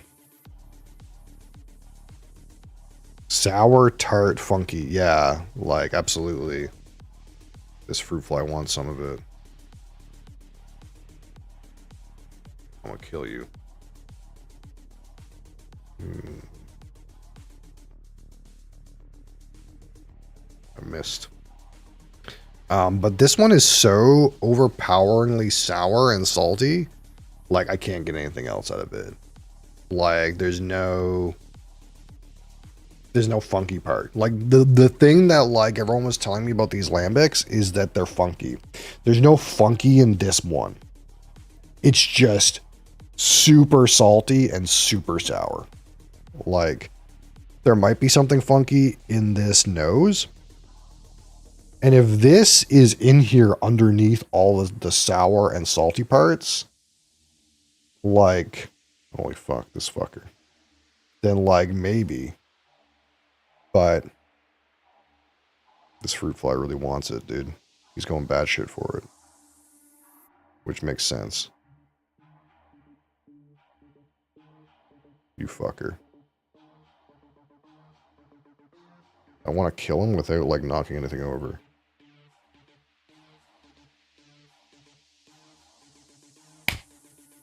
Missed.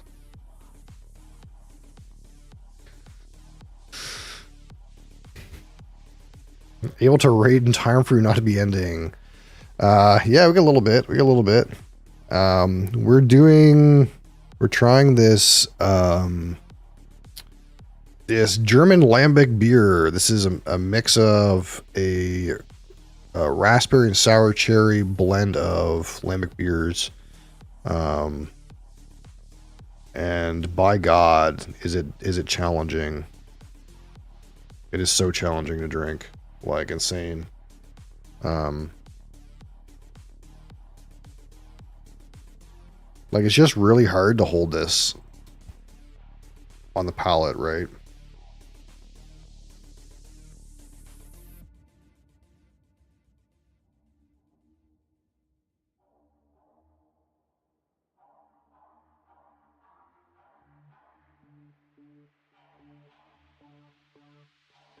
It's getting easier as it warms up. I think there's a temperature issue. Like maybe this shouldn't be served so cold. It's really salty. Your flavor profile that doesn't sound too bad. Yeah, I don't know. I'm having a hard time getting anything out of it that isn't like salt, sour, like tart. But the aroma definitely has, like, again, there is like honey, malt, spice, like barn door hay, like farm hay kind of thing about it. But as soon as I try to drink this, it just goes all like turbo salty. Like that's the one thing that's hitting me that I think that you didn't say, Cap, is like this one is so salty for me, so saline. Thanks again, brother. Rock and stone, brother. Don't remember salt. Yeah, there's no way I couldn't say this isn't salty. Like I feel like it tastes like I'm drinking blood a little bit. I lose a bunch of games in a row, I get turbo salty. Yeah, I imagine. I think this was too cold. I think that was part of a thing, though. Let me try to warm this up a little bit and see if we can get some more out of it.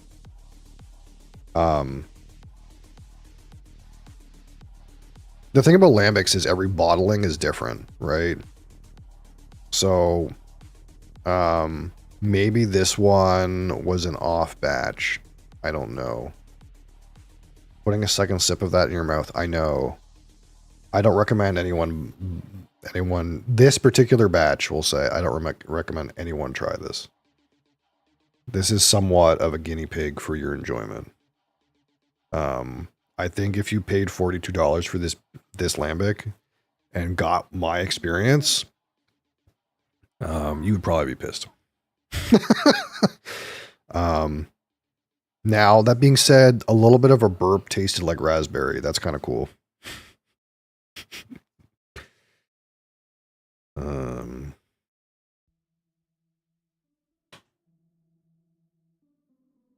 It's like, I feels like after a while, it feels like I'm drinking tomato juice.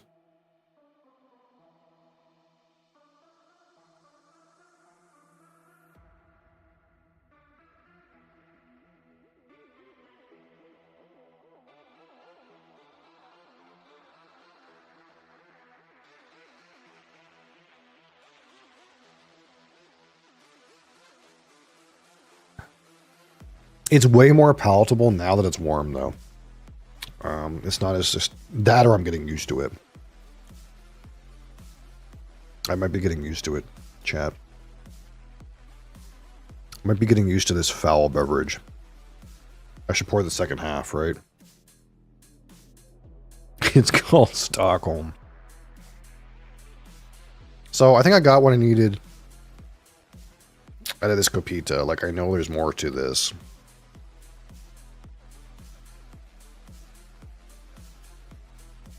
My mouth is like all salty.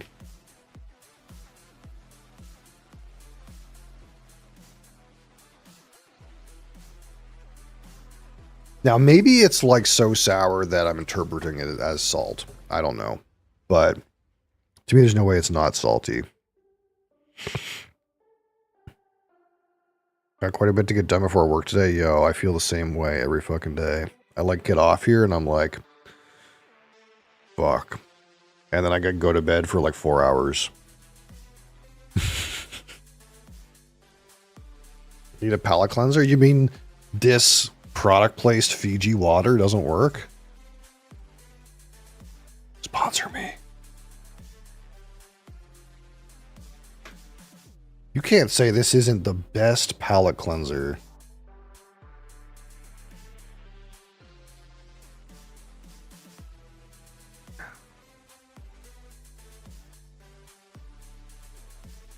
What, you mean I should eat those little pretzels that Ben has? I don't know about that. Nuts. This guy's trying to fucking kill me. Hey, you know what would be a good meme? If you went into anaphylactic shock on stream.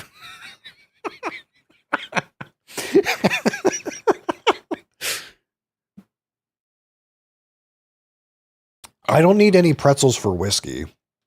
So, the fact that this feels like it needs more robust ammunition is troublesome.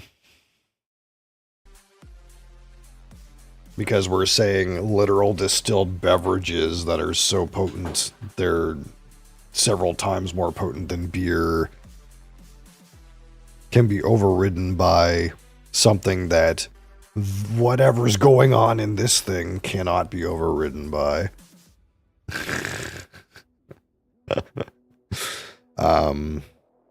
I think temperature was an issue, though.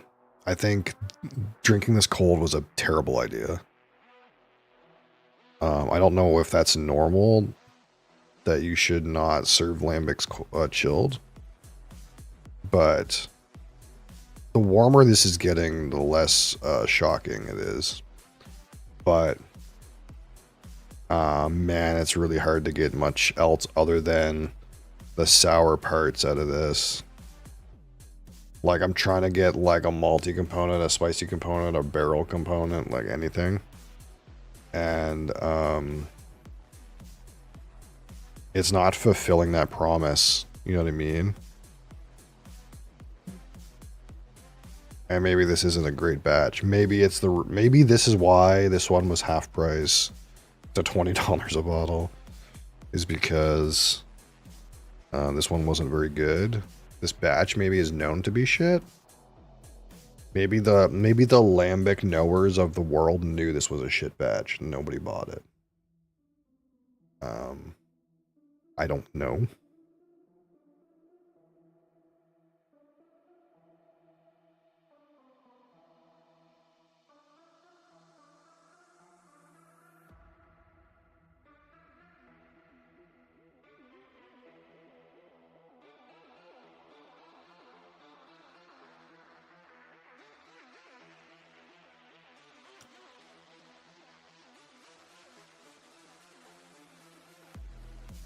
Yeah, I don't know. Like, I guess what's disappointing about it at this point is I thought the reason I wasn't getting more out of this is because I couldn't hold it in my mouth. And as this warmed up, it's not so bad. I can definitely hold it on the palate for a while. But it's not revealing anything interesting. It's kind of just being like, oh, yeah, it's still salty and sour.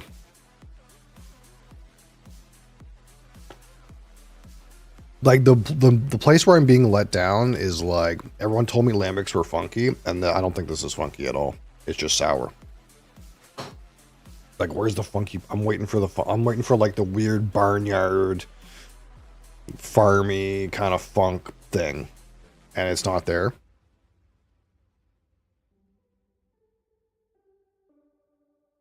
So, I don't know.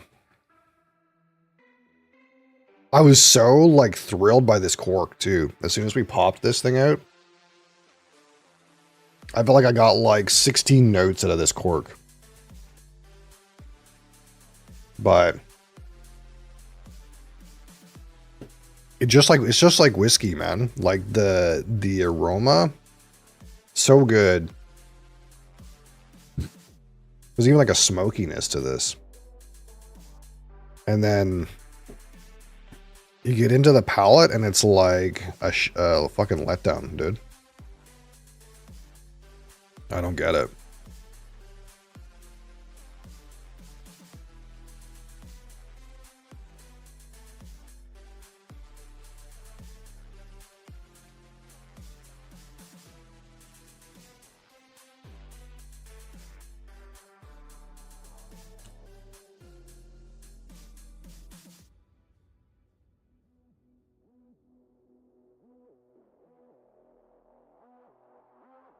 No, but that's not nice. That's not what we do with flashlights.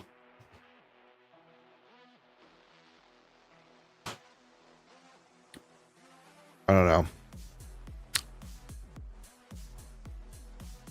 They're going camping this weekend, so it's like flashing flashlights at me. I wanted a wild adventure out of this, and I didn't get it. That's what I'm disappointed about. Instead, it felt like I was drinking blood.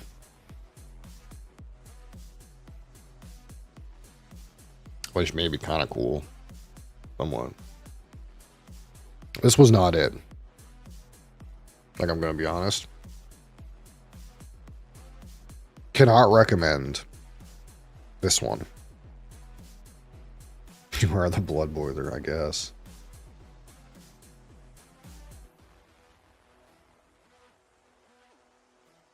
It's not like it went bad.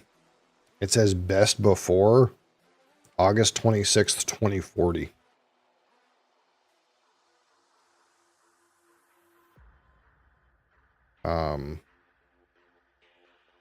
Do we have any here? Yeah, again, this is the homage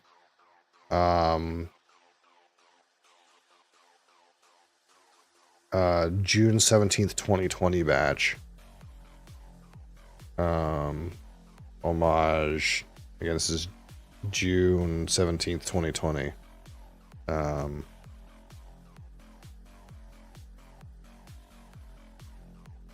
don't know.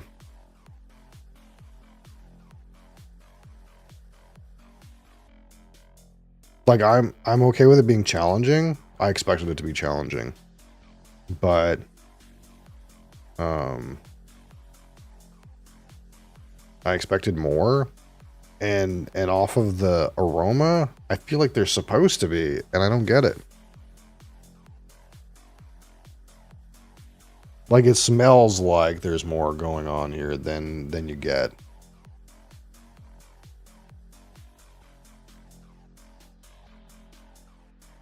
It's like the equivalent of like a whiskey that has like a 20 out of 25 nose and like a 12 out of 25 palate.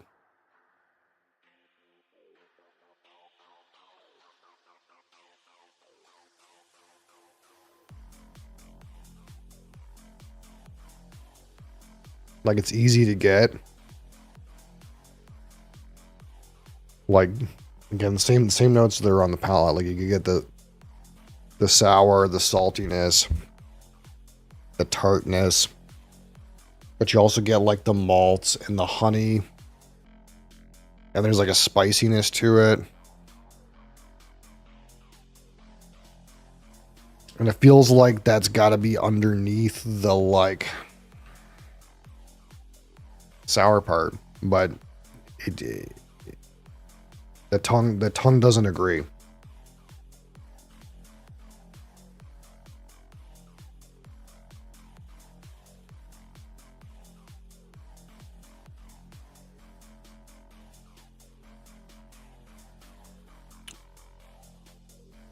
It's not funky.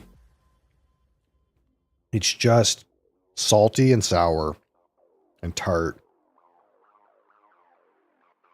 And if you told me I was drinking blood or tomato juice, I'd believe you. Like, I was going to get my wife to try this, but I don't think there's any reason to. It's just rough. She won't like it. And I don't even really want to drink the rest of it. It's drawing on the mouth, too.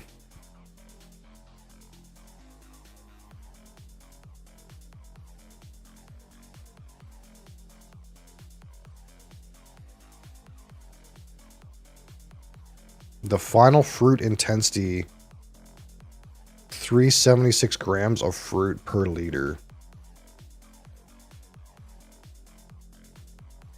So that means that they crammed about 125 grams of fruit into this bottle.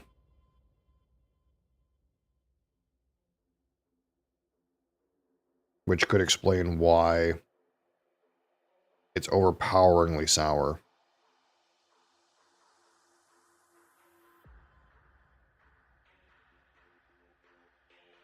Maybe, I don't know. I don't know, Chief.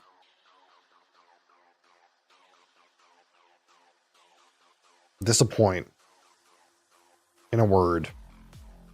In a word, disappoint.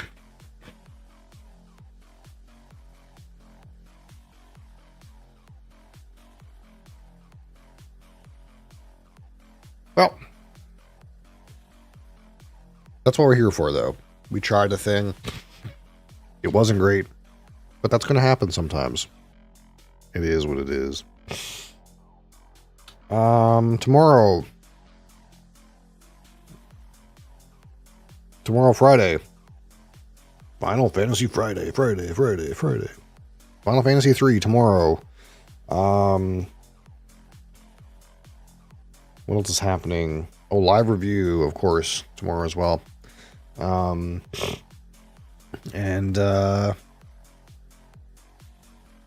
What else is there? Oh, we're going to grab our Chivas Regal 15.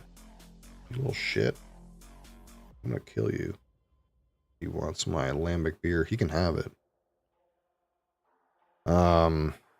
Chivas Regal 15 won our vote there. So I'm going to go grab.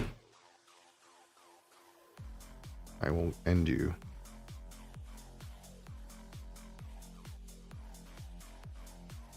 I'll go grab that this weekend.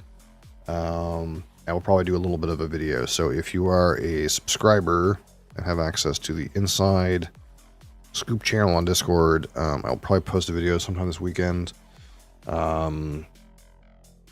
about our acquisitions for this cycle, I suppose.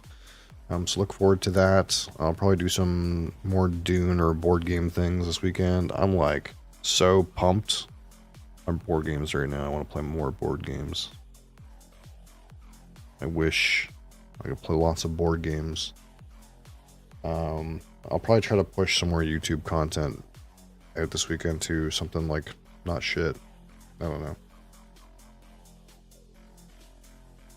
But I think that's all. I think that's all for right now. So, thank you guys for watching. Hope you guys enjoyed this. Whatever the fuck this was. Thanks for being here. Yeah. Final Fantasy tomorrow. Live review tomorrow. Video this weekend for subs. Board games this weekend. Thanks for being here. Thanks for keeping the dream alive. Until next time. Peace!